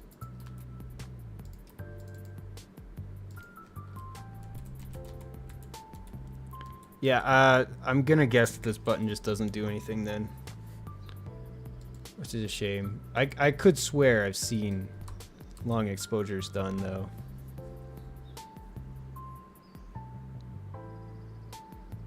Oh yeah, thanks for reminding me of the other thing I was gonna do for science.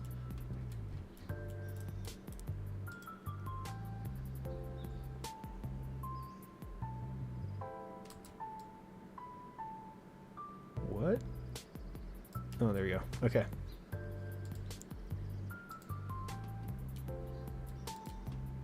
Alright, so I've got my focal length here. 30 seconds. This will be a 20-second orbit. So if I were to turn my camera like this, it's going to have... Or not? So is it a mod? Hang on. Oh. So mod was causing this glitch, I think.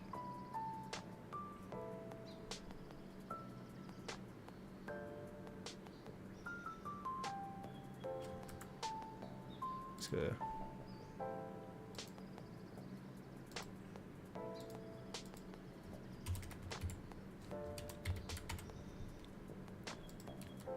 Alright, so what mod does this then? Okay, so if I wanted just to kind of orbit this way, there must be a mod that doesn't let me like totally change like a 90 degree. Oh no. Okay.